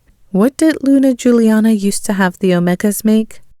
Something ridiculous and deep fried. It looked gross, I remembered. Let's get some breakfast, shower, and get dressed. I'll meet you back here in 20. I push her, trying to get her to move. Why aren't you as sick as I am? She complains, throwing her arm over her eyes. I have a bit of a headache. I don't feel great, honestly, but you're 18 and I'm not. I got it. I laugh and pull her up off the sofa. Mind link me if you fall in the shower, Grandma. That got her attention, and she pushes me out of the room. Isla. We unfortunately get to breakfast on time, meaning the same time as the other pack members. We can sit in the kitchen, Abigail says. Honestly, I would prefer it. It's a buffet, and we grab our plates, piling them high with bacon, eggs, fresh pastries, and sausage, and go sit on stools on a kitchen island that no one is working on. I heard you found your mate. Honestly, it hurts a little that I had to find out from someone else. Lucas comes up, clutching his heart, talking to Abigail. She giggles, not being able to resist that charm. I'm sorry, it all happened so quickly. You know how those things go. Actually, I haven't been so lucky. I was holding out for you, but I guess I'll resume my quest for my mate, he says. An honorable quest, Abigail adds. Mind if I sit with you ladies? I was just finishing up my coffee, and I have to say I miss you two. I nod, and he squeezes between us. It's still a nasty storm out there. Want to watch a movie this afternoon? I still haven't seen Frozen 2. I was holding out to watch it with you. He nods to me. I sigh. I get it. You don't have to say anything. I completely understand where you're coming from. I just wanted to say I miss you. We all miss you. I look down, not able to meet his eyes. So if you want to join Cam and I, Frozen 2 will start at 1 p.m. sharp. If Abigail wants to join, we can start Frozen at 11:30. He looks at her. Unless you're too busy with your mate. She turns red. Actually, he's on duty all morning, but it's up to Isla. No talking, just watching. I promise. I look up at him. Okay, fine, I'll sing a few songs, but that's it. He puts his hands up. Scout's honor. I sigh. I guess it would be nice. Yes! Lucas jumps up. I'll have to change the theater board. See you ladies at 11:30. Don't bring anything. We have all the snacks. He's really proud of his theater. He put it together himself, I explained to Abigail. A door slams to the kitchen, and Jennifer comes in swaying her thin hips. Can that girl do anything that isn't loud and dramatic? Abigail whispers to me. I shake my head, smiling. Hello, who the fuck is in charge in here?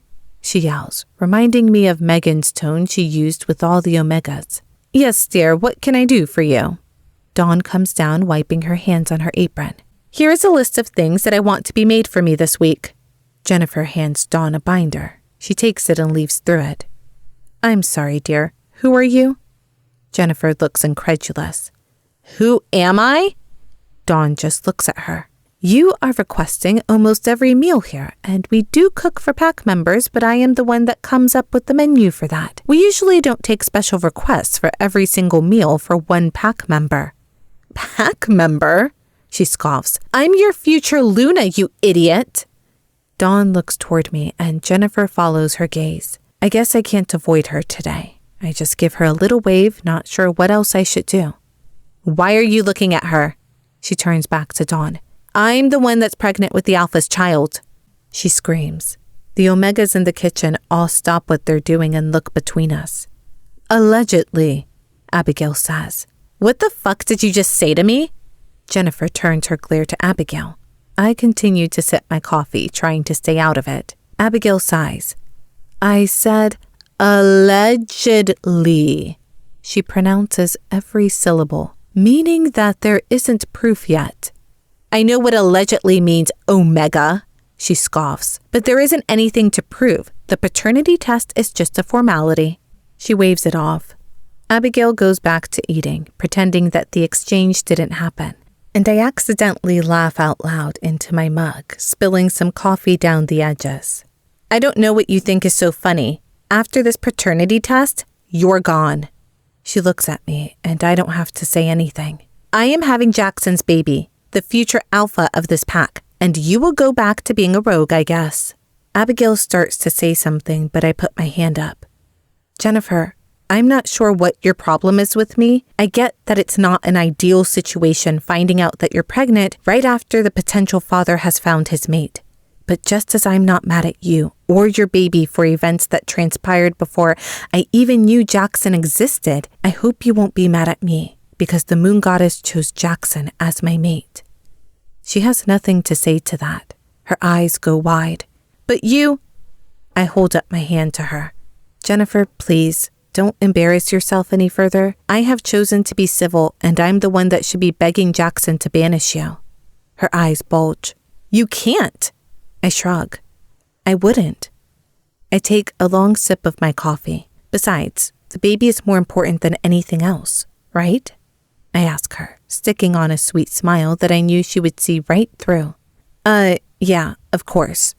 She turns back to Dawn. So you heard her. The baby. The Alpha's baby comes first. So get this made for me. I'll start taking my meals in the dining room at the time indicated in the binder.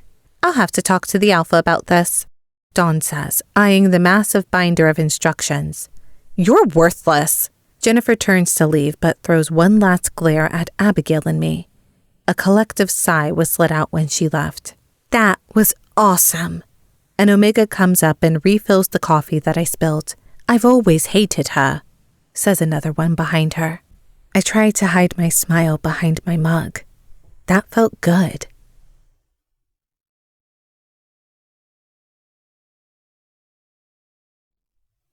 Chapter 48. Shifting. 2 weeks later. Benjamin. There's someone for you at the door. Megan comes into my head. Who is it? I'm not sure exactly. 2 men. They said they would only speak to you. Well, ask them who they are, damn it. They said they will only speak to you. If this is some kind of prank, I wouldn't stand for it. I'm already stressed out enough as it is, trying to maintain this fucking pack by myself, and the major setback with Haley not being a Luna. I would have to find another position for her, away from this pack. I press the elevator button 3 times before it dings at my floor. I stalk past Megan. Useless bitch. Gentlemen, what can I do for you? I say coldly. I look up at 2 men in suits, looking like some door-to-door salesmen or secret agents. The fuck did they think they were showing up here demanding the presence of an alpha? We have something for you, one of the men says in a deep voice. I wait. I really don't have time today, so you're going to have to spit it the fuck out and get off of my pack lands. Here. One of them hands me a red envelope.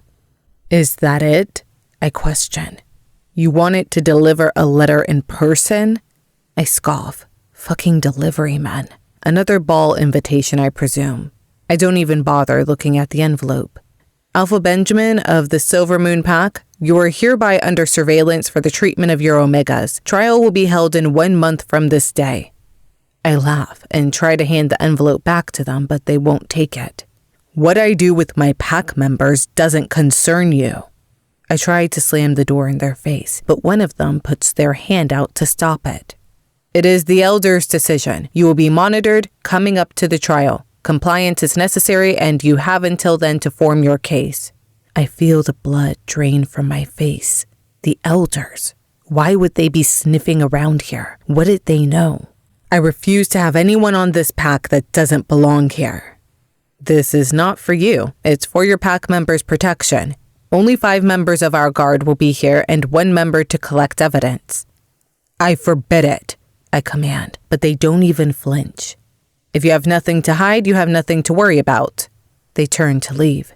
Expect our men at sunrise. Jackson. The day arrives that Jennifer has her appointment. We have our appointment to see how far along she is. The doctor made us wait 2 weeks before coming in for her checkup, just to make sure that he could get some more accurate measurements this time. This time there was a little outline of something that looked more like a giant bean than a baby to me. Lisa was there, of course, holding Jennifer's hand. Well, based on these measurements, you're a little over a month. We slept together about a month and a half ago at this point. I looked at the doctor, curious. These things aren't 100% accurate, of course, but they should get you within a week of your due date. You have a little less than 4 months left in your pregnancy. I was hoping she would be further along so I could get the paternity test done now. But with what the doctor just said, there's a possibility that she got pregnant a few weeks after we last slept together. Can you tell the gender yet? Jennifer asked excitedly. I just know it's a little alpha in there. Lisa looks at her daughter and beams. Unfortunately, we're going to have to wait a few more weeks for that too. You can schedule both the appointments with the nurse on the way out, but come back in 2 weeks for the paternity test and then another 2 weeks after that to see if we can determine the gender. Thank you, doctor. I shake his hand. Do you mind if I speak with you for a moment, in private? You can go ahead and talk to him now. I don't mind, Jennifer says from the table. It will only take a second, I say to her, finality in my voice. He gets Jennifer cleaned up and prints out some pictures. I think this one should go above your desk, she says, showing me a blurry picture of the bean child. If I am the father, sure. I shrug it off. I would try to emotionally connect with her baby, my baby, if I was the father. I didn't see the point in trying to force anything now. She pouts and Lisa gives me a stern look before heading out. Dr. Lockhart closes the door behind them. What can I do for you, Alpha? You said she's about 4 or 5 weeks pregnant? He nods. We slept together over 6 weeks ago. Ah, I see. I'm sorry, Alpha, but like I said before, these things aren't always exactly accurate. There have been some instances that the pregnancy doesn't take for a few days after the, incident. Oh, I say, the excitement I felt previously gone. There was still a solid chance the baby was mine. I promise we will get a thorough test. We will know one way or another in 2 weeks. Isla. Every day is a little easier. I tried to push away any hope that this could be my home in the future. Instead, I've been trying to enjoy my limited time left here and commit all of this beautiful place to memory, so I could one day look back on it with fondness. I found out that it made it easier to handle if I already accepted I was saying goodbye, and every day was a gift in a nice, warm, comfortable bed, with plenty of food, books, and Abigail to spend my days with. She still stays in the room across from mine, but goes to see her mate every time that he's off work. During his shifts, we spend time in my library, taking long walks in the gardens if it's not too cold, and spending lots of time catching up on movies that we've missed out on. The elders sent someone to come take our formal statements. I let Jackson in the room along with his dad. Jackson held my hand through it. He got so angry that I told him to wait outside when I told them about the most recent incident of my run-in with Seth in his bathroom, and then being chained outside. They wanted specific examples, and I was more than happy to provide them if it meant that I could help my friends and other Omegas at Silver Lake. The doctor invited me to dinner one night, and he cooked for Abigail and I. She wasn't exaggerating about his fairy tale cottage. Only a few steps into the woods, it was surrounded by trees that gave his place a lot of privacy. Stone walls, high ceilings, and exposed dark wood beams with lots of warm lamps and a crackling fireplace that was so big you could almost step into it. It was spacious and cozy at the same time. As soon as I walked in, I knew Abigail belonged here. She had her own fairy tale ending. I saw Jackson occasionally after I gave my statement. Usually in passing if I bumped into him at the dinner table or in the rec room when Abigail and I were going to watch a movie and he was playing a game with Cameron and Lucas. Every time I saw him, my heart got stuck in my chest. I was nervous and excited at the same time, and I felt like I didn't know how to talk to him. It didn't help that he looked so happy to see me, like he was waiting for this moment all day. I just finished helping Dawn clean up after breakfast. I wanted to make myself useful, and it helped keep my mind busy. I was going to head up to my library to finish a book I was reading when Jackson's voice stopped me after I started up the first flight of stairs. "Isla, do you have a moment?" His voice sounded strained. "Is everything okay?" I asked, concerned. "I just wanted to give you an update on everything, if that's okay with you, and I haven't had a chance to see you alone." He trails off. I take a deep breath to steady my voice. "That's fine." Shocked that my voice came out so calmly in his presence. "Where do you want to talk?" My office? Your library?" "Your office is fine." I start heading up to his floor. "Why do you take the stairs now?" "Oh, I didn't know he noticed." "Fewer run-ins. Most people use the elevator." He studies my face, and I look away. "And it kills some time. You know, Dr. Lockhart has wanted me to stay moving after I got out of the clinic, so win-win-win." I trail off. "The clinic? Doesn't that seem like months ago?" he says. "Years, actually. I thought everything was scary then. Even after you woke up, I didn't know things could get worse from there." He sighs. "Those were some of my favorite days," I whisper, not able to help myself. "Mine too." He takes my hand in his, and I let him, memorizing the feeling of his large hand encircling mine, the warmth and sparks that shoot up through my body from his casual touch. We make it to his office on the 5th floor much too soon, and he drops my hand to unlock his office door. "I keep it locked ever since that one night where Jennifer made her way in here," he explains. I nod, not knowing what to say. I take a seat across from his desk and wait for him to start. "So, just getting this out there first. We have the paternity test in 2 weeks from today." I don't say anything, so he goes on. "The doctor assured me that we would know the day after. We just had her appointment, and it seems that she's a little over a month now, maybe 5 weeks or so. I thought they slept together a month before I got here, and I was there for almost 3 weeks now." He studies my expression. "I know. I asked him about it, and he said that it's not always accurate, but still, the timing is a little off." I wasn't going to let anything get my hopes up. I fought back the momentary burst of joy that I felt at that news, buried it deep, and locked it inside me. "The other thing is, Alpha Benjamin has been served." He quickly changes the topic. "Served?" "Well, notified of this upcoming trial. After you gave the statements, thank you for that, by the way, they had enough evidence to immediately take him to trial. Well, immediately being in a month, so that he has time to prepare. The elders are nothing if not fair," he muses. "Well, that is faster than I thought, honestly." "They just told him, I think, a day or 2 ago, so it still is a while away. Don't worry about anyone at Silvermoon. The elders sent guards the morning after they told him he was going on trial. They are there to protect the Omegas, and I think Cassius or someone else is heading back to get more concrete evidence." I can only imagine what Alpha Benjamin is going through.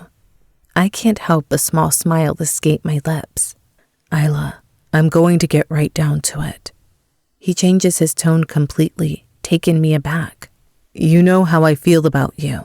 You know I want you as my mate above all else, but I cannot stop you if you choose to leave." He pauses, trying to gain control over himself. "I want you to stay close until the trial is over, no matter what the paternity test says." I shake my head. I don't think I can do that. I couldn't be here when Jennifer is waddling around pregnant with his child. Isla, I need to know you're safe. I look away. Please, he begs. Jackson, You don't have to stay here. You can go wherever you want. Choose any house you want. Stay with the doctor and Abigail. I just need to have you protected. The trial might get ugly, and I'm sure Alpha Benjamin figured out by now who reported him. Until the outcome is known, I need you close. I honestly didn't think he would bother looking for me if I went to another pack. I was nobody but another Omega to Alpha Benjamin, and I would probably be safer if he didn't know where to look if he decided to come after me. Last he knew, I was supposed to be Luna of Moonstone. I'll think about it. I honestly would, but I already knew I was leaning towards a firm no if the baby was his. Isla. I grabbed a jacket and went to take a walk by myself. I needed to talk to Adrastea. What do you think we should do? I don't know if I can stay. We need to prepare for the worst. If the baby isn't his, then it isn't a question of you leaving or not. We're staying with our mates. I agree, obviously. But you don't have to say it. Then it really depends if we would be in danger. If we relocate to another pack, we don't have to tell anyone. If Alpha Benjamin was looking for us, he would know where to find us. But could he even get to us? This pack is strong. I think he has bigger fish to fry than dealing with you. And who knows the outcome of the trial? He could be stripped of his title or thrown in jail. Who knows what they will do to that ass fuck? I think there's no point in us staying just to wait out the trial. I'm with you always, but before we go rogue again, I prefer packless, temporarily packless. Fine, temporarily packless. I think we need to shift. I inhale sharply. I am so sorry. I completely forgot we should have done that sooner. You've been locked in my head this entire time. She laughs loudly. I'm not locked in your mind, silly girl, but it would be nice to get out. Just in case we encounter any unsavory characters again, I want to make sure we're ready. Okay, when do we do this? Next full moon? That was tonight. I didn't think I was ready yet, but she needed this. Okay. I immediately link Abigail, and she's with Jim at his place. She tells me to stop by, and I'm there in 5 minutes. Abigail, I need to shift tonight. I burst through the door. I need your help. Calm down, honey. Have a seat. Let me make you some tea. She pushes me into a chair. First shift? The doctor looks up from his book across the table where Abigail put me. I nod. He goes back to his book.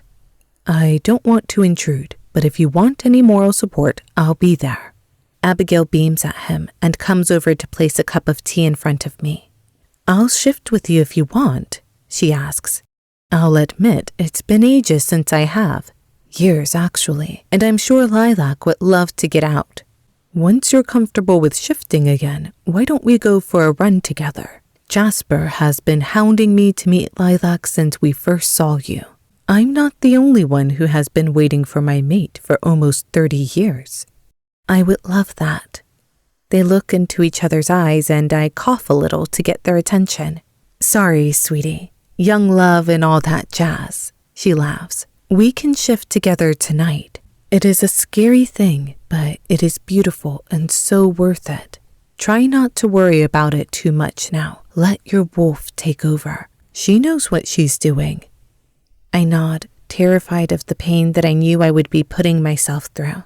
Okay, I'm going to take a bath or eat something to try to take my mind off of it.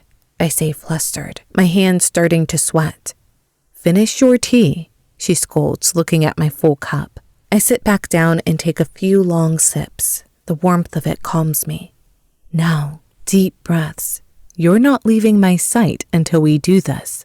We don't panic alone anymore. We panic as a group, the doctor adds. I can't help but laugh at that. He starts a fire for us and finds a 1,000-piece puzzle of some intricate landscape and lays it on the floor. This should keep us occupied for a few minutes. Despite everything that has happened in my life and everything that has happened the past few weeks, in this moment, I feel content. sitting on a gorgeous fairy tale cottage floor doing an impossible puzzle with Abigail and her wonderful mate. Before I wanted it, darkness blanketed our cozy cabin and moonlight began to filter through the paned windows. It's time. Abigail looks at me. You don't have to be so ominous about it, I joke, trying to lighten the fear that gripped me. I take a deep breath. The first shift is the hardest. The rest would be fine. I tried to focus on the part after the shift where Adrastea got to take control and I could finally experience running as my wolf. I'll have some food and hot chocolate ready for you ladies when you return, the doctor says as we leave. And another puzzle, he adds. Abigail and I both laugh. He's perfect, I say and nudge her.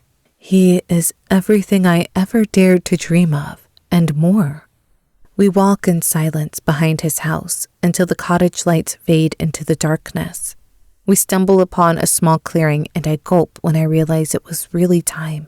Hang your clothes somewhere we can easily find them. I slowly take off my clothes, trying to prolong the process until I had nothing left. Now what? I ask, my voice barely a whisper. Now you can crouch down on your hands and knees. Let your wolf take complete control and take deep breaths through the pain. The pain. Right, the pain. Are you ready, Adrastea? Clear your mind, and I'll do the rest.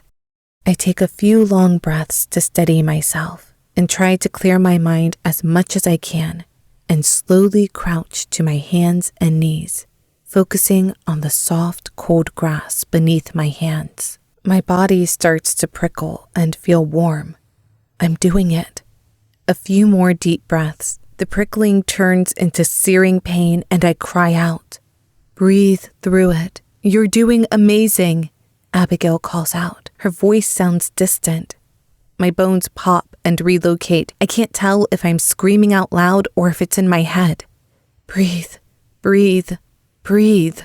Hair shoots out from my skin, burning where it pushes through. My body contorts and elongates. Fuck. Breathe. I'm standing, looking at Abigail's wide eyes from somewhere in the back of Adrastea's mind. I guess this is how she feels. You're beautiful. She reaches out a hand and we nuzzle her. In all my life, I've never seen a wolf this color. I look down at my paws. Silver fur reflects the moonlight around us, making it look like there are diamonds in our fur.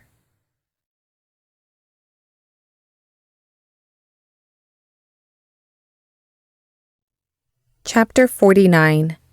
Silver Wolf. Isla. You are gorgeous, Adrastea. We are gorgeous. She lets out a howl. Abigail shifts slowly into a dark brown wolf with her same kind eyes, and we take off running. This is nothing like I've ever experienced before. Complete adrenaline floods my body. We are going so fast that I'm not worried about hitting anything. Adrastea perfectly maneuvers anything in our path. The crisp wind runs through my fur and my senses are heightened. The smell of damp earth fills my nose. I wish we could run forever. How are you feeling? Abigail mind links me. This is incredible. Can we do this every single day? I hear her laughing in my mind. Of course we can. Adrastea, are you okay? Never better. I'm loving this. We run for a while longer until I hear another set of paws that don't belong to Lilac or Adrastea.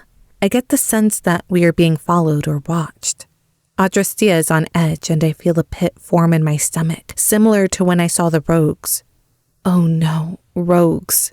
Please, no. They wouldn't be this close to the pack, would they? Or were we far out? I couldn't tell how long or far we've run. Abigail, I sense it too. What do we do? We're cut off by a large black wolf, bigger than any I've seen before. Well, we're fucked. Mate, mate, mate, mate, mate!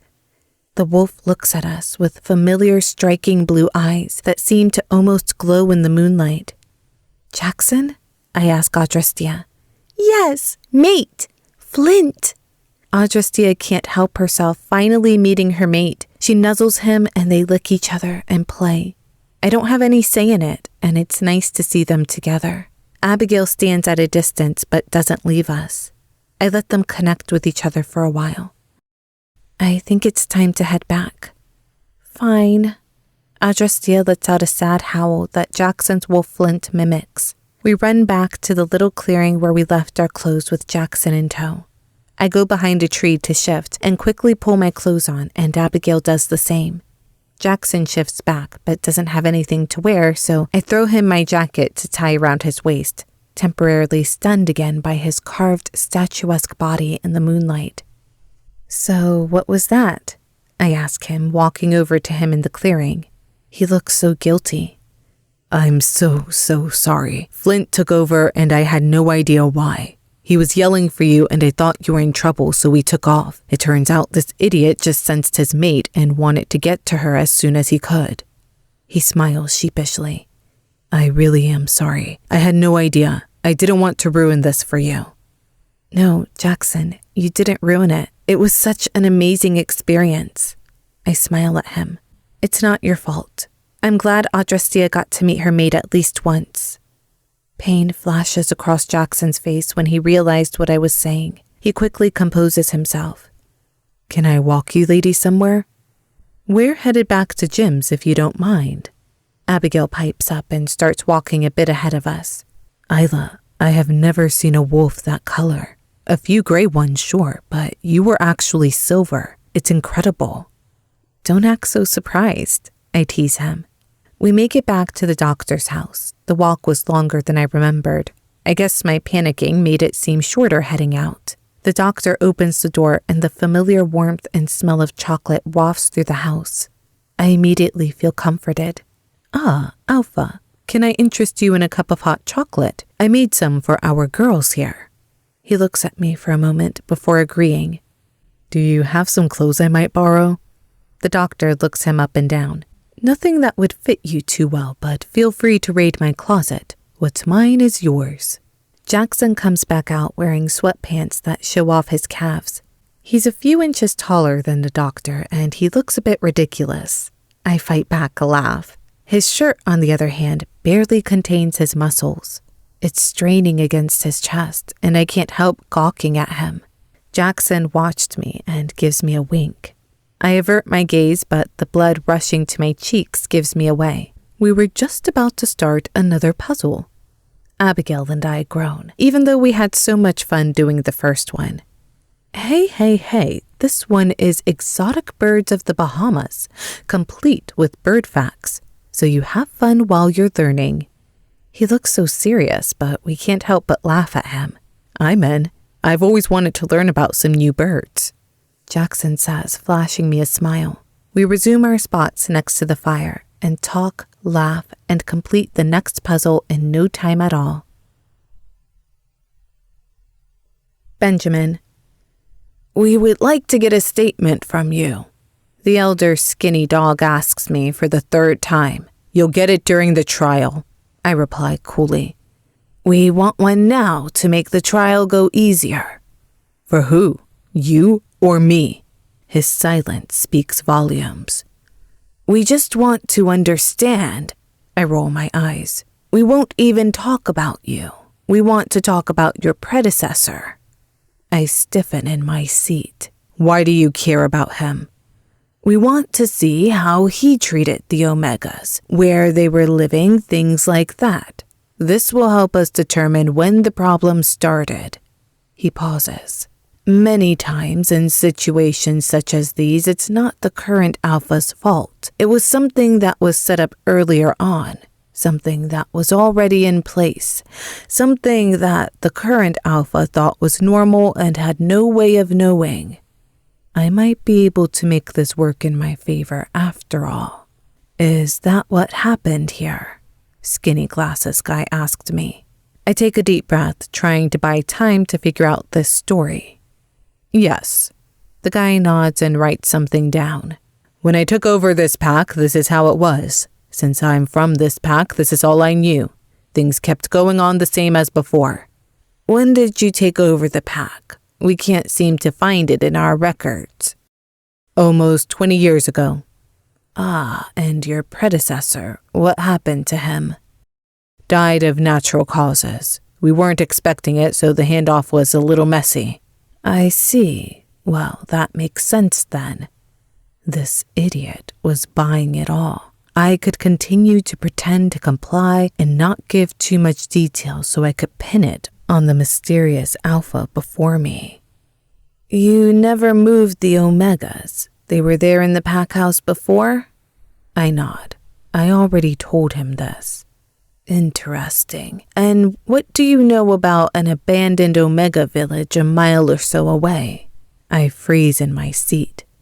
What are you talking about? I try to sound nonchalant and maybe even a little curious. We uncovered an abandoned village. We haven't been able to obtain access, though. For some reason, it seems like there is a barrier. An abandoned village? I scoff. In my parklands? Do you know how crazy you sound? That usually works on Megan and Juliana, pinning it back on them. I've seen it myself. Very overgrown. Seems like it was abandoned years ago. Decades. Maybe even a century ago even, by the amount of overgrowth and decay. 100 years. You discovered a hidden group of houses you think belonged to Omegas 100 years ago? He just nods. So, I could make this work. You think the Omegas were moved into the pack house almost 100 years ago? That is one theory. He muses, taking off his glasses to clean them. Okay, so that is settled then. You know the time frame of when they were moved in. Generations even before I took over. Case closed. Is there anything else I can do for you? I ask, standing up, indicating this conversation was most certainly over. Actually, yes, thanks for asking. He motions for me to sit, but I don't. Very well then, we want your help accessing the village. How? I just learned of its existence. If your men can't get in there, no way that I can. I wave him off. Even if I could somehow magically gain access, what would you find there? Decaying houses? I walk to the door to open it. Besides, you're supposed to be here to protect the Omegas or some bullshit you elders made up, not snoop around my packlands. The man stands but doesn't leave. We will gain access to them, with or without you. Good luck. I slam the door in his face. Unknown point of view. I won't be able to come for a while. Why not? I pouted. I was getting bored here, always alone, except for the stupid sounds of my dying victims, more like grunts or moans. If they could just die a little less loudly, it would be much appreciated. I used to be able to come and go as I pleased, only stopping by every few months to make sure everything was attended to. But the past few months there have been some complications. The spell has taken on a life of its own and seemed to require constant attention to keep it working. At least I didn't have to care for prisoners anymore, although that did give me something to do, like keeping farm animals. They were a lot louder and more vocal. Where is my mate? Let us go. Where are we? Why have you kept us here? The same questions over and over. I had to admit, I did love their screams. When I came to take one away, never to be seen again, I smile thinking about it. Maybe I should ask for more prisoners. That would give me something to do. Gosh, I was bored. I know he said he couldn't afford to take more than one every few months, but I'm sure he could stage a little accident. Then I could maybe get 4 or 5 to play with. I'm sure there's a soundproofing spell I could figure out so I don't need to hear their incessant whining when I'm in my hut. So much to do, and all the damn time in the world. I can't risk it. His voice tears me away from my thoughts. I'm fucking bored out here. I kick some dirt. I guess I could try out some new spells with the limited supplies I have left. Again. I know, my pet, but we will be together soon. You bring me something good. I want a few of them this time. You know that's impossible. It's been hard to get away with the ones I've been giving you, he huffs. The last one was old. There was barely any life in her, I complain. She was barely useful anyways, and is already almost done. You promised me a young one to take her place, and I'm still waiting. There were some, complications, he sighs. You said that the prisoners you took the first night would have been more than enough for this lifetime anyway. I was wrong. This spell requires a lot more than I thought it would. A door opens on his end, and he hangs up the phone. He can always reach me whenever he fucking wants, but I can rarely get a hold of him. It's safer this way. If I didn't love him so damn much, I would leave this entire operation here and let him deal with the aftermath. He needed me, and I wasn't going to let him forget it.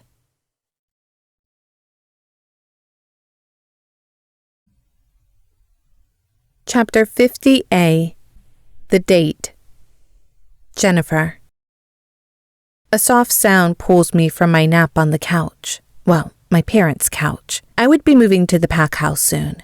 I drag myself to a sitting position, my stomach starting to swell, but I'm already getting uncomfortable, mostly with the fact that my stomach isn't perfectly flat anymore. 6 weeks flew by, and after tomorrow, everything will fall into place. I would be able to set up our baby's nursery on the alpha floor, and soon I would move to that floor too. Once Jackson got rid of that rogue he quite literally found on the streets, I'm sure I could convince him to let me move into his room. He never did well with loneliness, and I knew how to take care of him better than anyone, and definitely better than that innocent little bitch. You could see it in her wide eyes that she's probably never seen a dick before. I heard the sound again. Was it a knock? I put my head back on the couch, closing my eyes again. This time the knocking was louder and incessant. Who the fuck was here? I stomped to the back door and angrily slammed it open, not worried about who was behind the door. My parents had a key and Jackson would come to the front door. No one else fucking mattered. What the fuck are you doing here? I demand, pulling the last person I expected to see into the back hall. Are you out of your damn mind? This wasn't part of the plan at all. I know my voice is sounding strained, but honestly, this small slip-up could ruin everything.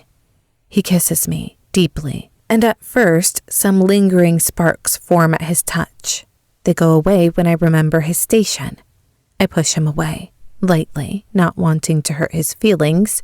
Yet, stupid moon goddess. The mate bond wasn't as strong as my need to be seen, my need for power. Why are you here? I look into his deep brown eyes. They could have been attractive if he didn't repulse me so much now. I needed to see you. Did anyone else see you? I demand, looking behind him at the closed door. No, I used a different name and borrowed a car with tinted windows.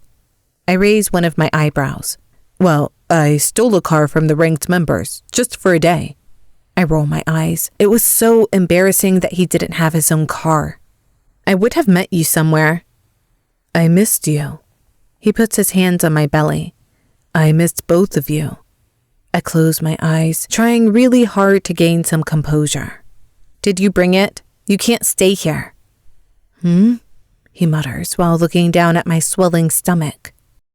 Did you bring it? I enunciate every word. Every second he stayed here, I was at risk. He needed to leave. Oh, yeah, here. He pulls a small vial out of his pocket, filled with dark purple substance. I clutch it close to my heart and take a deep breath for the first time since he arrived. Thank you. I meant it. Now get out of here. We're so close to getting everything that we want. I tried to smile. He was so easy to fool. I've gotten everything I needed from him, and now he was no use to me anymore. Well, once he got the fuck out of my pack. Fine, but can you admit that you're at least a little happy to see me? He flashes me a wide smile. Fuck him. Of course, love.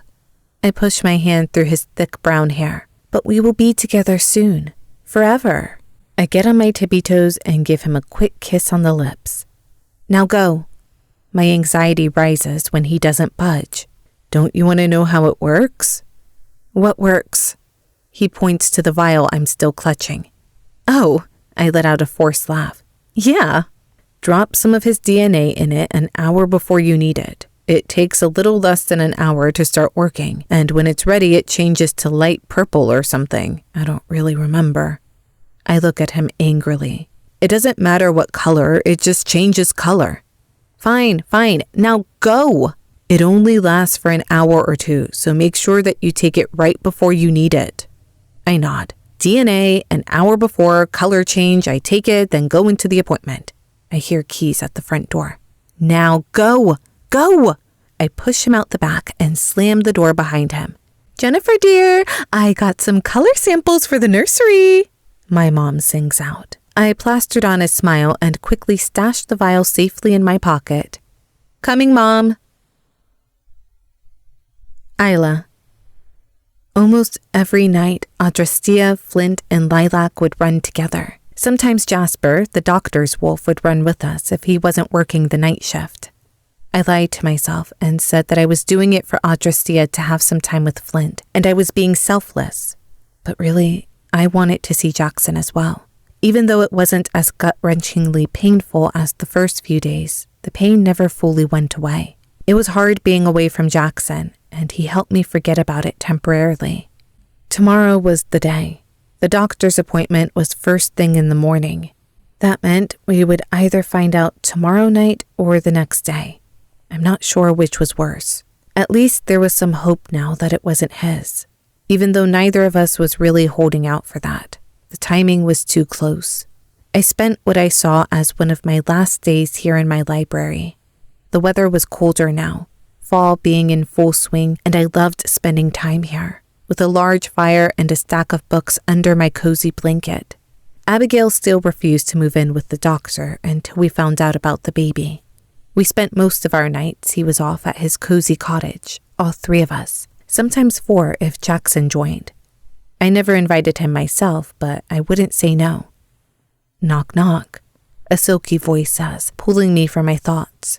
Jackson comes in with a tray carrying hot chocolate and some kind of stew. I figured you needed something to warm you up. I couldn't help smiling at him. I was starting to get hungry, but I was too comfortable to move. I still didn't feel comfortable enough to call Dawn to have someone bring something up, even though she insisted that it was more than fine, so this was a welcome surprise. Mind if I join you for a few minutes? I need to look for a book. I smiled and patted the seat beside me. Every day he would come up here and say he was looking for a new book that he never managed to find. Did your dad ever find that one book about the Pack's histories, or the Pack symbols, or whatever you called them? I asked. I was thinking about that for the past week, but I kept getting distracted whenever I saw him. Stupid mate bond. I'll ask him again. I'm sorry, that actually slipped my mind after I asked him. He looked guilty. It's fine. I understand there has been a lot going on. I know, but that was important to you and to me. I'll ask him right now, and if he didn't find it, I'm sure there's a copy we can get. He flashes a smile and goes to mind-link his dad. I grab a cup of hot chocolate and settle back down on my side of the couch. He said he didn't find it in the library or his home office. I didn't tell him why I wanted it, so it slipped his mind too. If he knew it was for you, I'm sure he would have torn the whole pack house apart. That made me smile. William was such a doting person. Do you mind if I ask you something? He's not making eye contact. Sure. Do you think we could maybe do something tonight? Just the two of us? I don't think that's such a good idea. I don't think I could control myself around him, just us two. But before I can think too much, I respond, surprising myself. Okay. His face lights up. Really? Wait, don't answer that. You already said okay. I'll get it set up. I'll pick you up at 6. Don't worry about anything. He kisses my cheek and rushes out, probably hoping I won't change my mind. I still have a few hours until I get ready, so I settle back into my book, trying to drive all other thoughts away. Jackson. Cam and Lucas are leaving my office after helping me come up with a plan for tonight. All I knew is that I wanted to have a special night with her, one that would make her never want to leave me. I know this was a tall order, so I settle with her having a wonderful night to distract us both from the anxiety of tomorrow. My phone rings and I answer it, not expecting anyone to contact me outside the pack. Alpha Jackson. Yes, who am I speaking to? This is Cassius. You met me the other week. Elder John sent me to collect information. He starts to whisper. Yes, of course, I remember. I apologize for the chaos that happened that evening. I never got a chance to properly talk to you after that. Don't worry at all. We got all that we needed that evening. There is something else. I hear a door shut behind him. I wonder where he is. Go on. As we feared, the Omegas here are too scared to risk the punishment of the Alpha to testify against him. We've been able to take a few anonymous testimonials, but nothing that would hold up in court. I see how that could be a problem. Yes, that is where you might be able to help. I'll do anything I can, I answer honestly. The statements that we received from your Luna and her friend Abigail, if I remember correctly, were great, thorough, detailed, and recent. The perfect statements. Yes? Could you ask them or put me in contact with them to see if they would be willing to testify in court? I didn't want it to come to this. I wanted to protect Isla and Abigail at all costs and hoped I could take the blame for this completely. I'll ask them, I say after a minute. Alpha, I understand your hesitation. We do have proof at the moment, but these testimonials would really help us have a solid case to make sure that he gets punished appropriately. We would do everything in our power to protect our witnesses. I'll leave it up to them. As selfish as it was, that would be a reason that I could get Isla to stay here for a few more weeks. She never said anything again about staying until the trial was over. But if she and Abigail were part of it, then maybe they would. 2 more weeks to convince her to stay, to show her somehow we could make it work, to find a loophole. Thank you. Please mention it to them as early as possible. Either way, we would like to know their decision. Give them this number I called you at if they want to talk to me directly. I will. Thank you, Cassius. Thank you, Alpha Jackson. The line went blank. I would deal with this tomorrow, one thing at a time. I needed to get ready for my first unofficial date with Isla. Isla. I turn on the lights in my room and see a large black box with a silver bow sitting on my bed. I walk up to it curiously and turn the card over in my hands. Wear this tonight, Jackson. I pull the ribbon off and lift the lid of the box and pull out a fitted, floor-length silvery blue dress with long sleeves. I ran my hand over the soft, cool fabric. This was the nicest dress I've ever seen. Also in the box were a pair of comfortable-looking flats. Jackson must have realized my aversion to heels, and a gorgeous white faux fur coat. I had absolutely no idea what was going on tonight. Were we going somewhere? Would other people be there? I quickly showered and tried to put on some makeup that Gianna got me. I didn't want to try anything that I could mess up, so I put on a thin coat of soft red lipstick and some mascara that accentuated my eyes. I would have to ask her how she made my eyes shimmer last time, but I wasn't going to risk trying it now. I was able to pull one side of my hair back into a long silver hair clip I found in my drawer. It almost matched my dress perfectly. There. That was as good as I was going to get by myself. I slipped on the dress and admired it in the mirror. Simple but elegant and so comfortable. Jackson would be here any minute, so I slid on my shoes and put the coat over my arm and sat patiently on the bed. May I come in? His deep voice accompanied his knock. I stood up, running my hands down my dress, slightly nervous now. Yes. The door opened and he looked at me with hungry eyes, looking me up and down. I suddenly felt naked. He was wearing a dark blue button-down shirt and dark gray dress pants, just when I thought he couldn't get any more attractive. The shirt fit him perfectly and clung to his muscles, the dark blue color making his light blue eyes pop even more. His hair was slightly slicked back and he looked like he just walked off the runway. I immediately felt self-conscious of my appearance. He closed the space between us and looked down at me, not breaking eye contact for a second. Isla, you are and always have been, the most beautiful thing in this world. I felt a blush creeping up my face. You're not too bad yourself, I say, trying to sound casual. He lets out a low chuckle and tilts my chin up to him.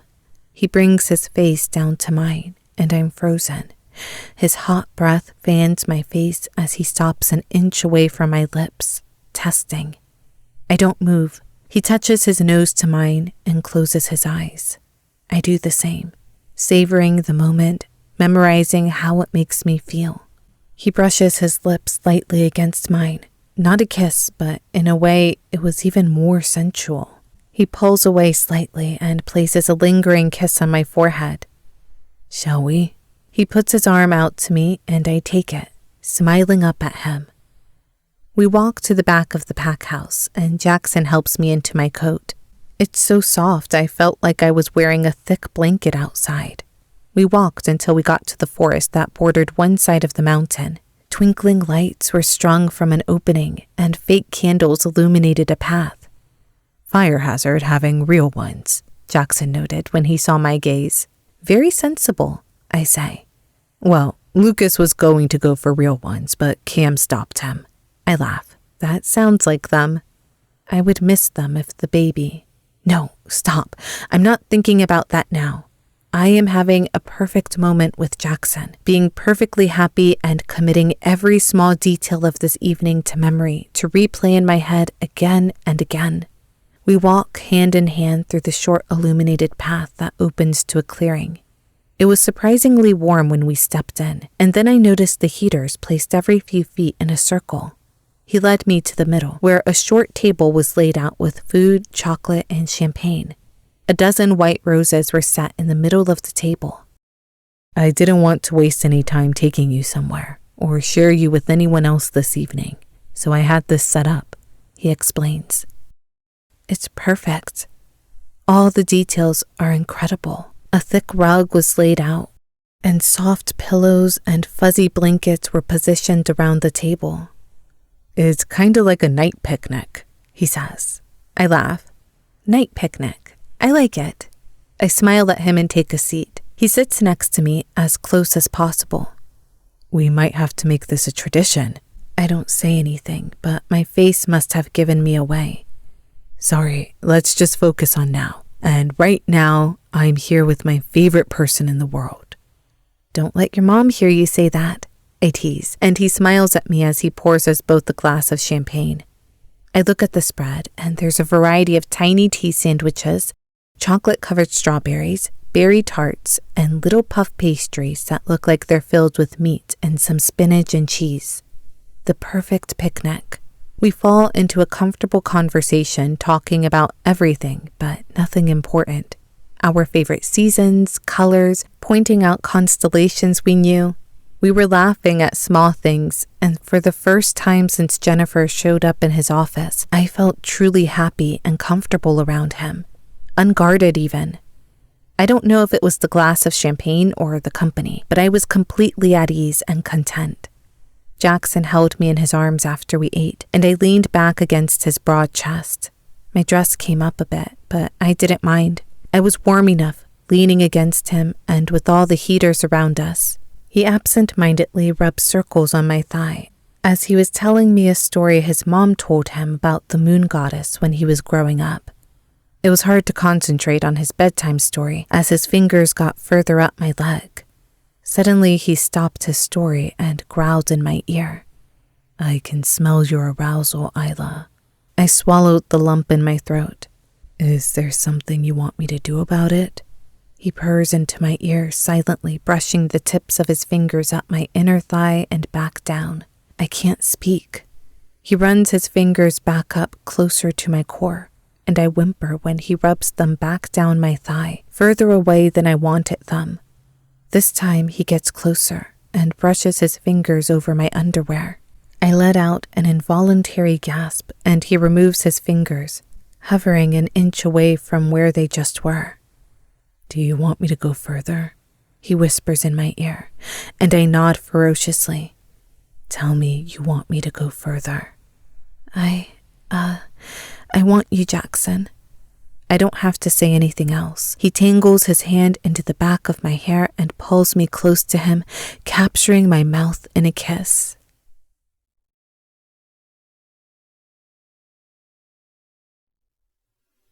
Chapter 50b. The Date. He hungrily kisses me, opening my mouth with his lips and pushing his tongue into mine. He pulls back, and I have a moment to catch my breath while he kisses the bottom of my lip, my chin, and then down to the nape of my neck while rubbing circles over the thin fabric. A cool breeze floats through the clearing, and I can feel that my underwear is already soaking wet as it clings to me.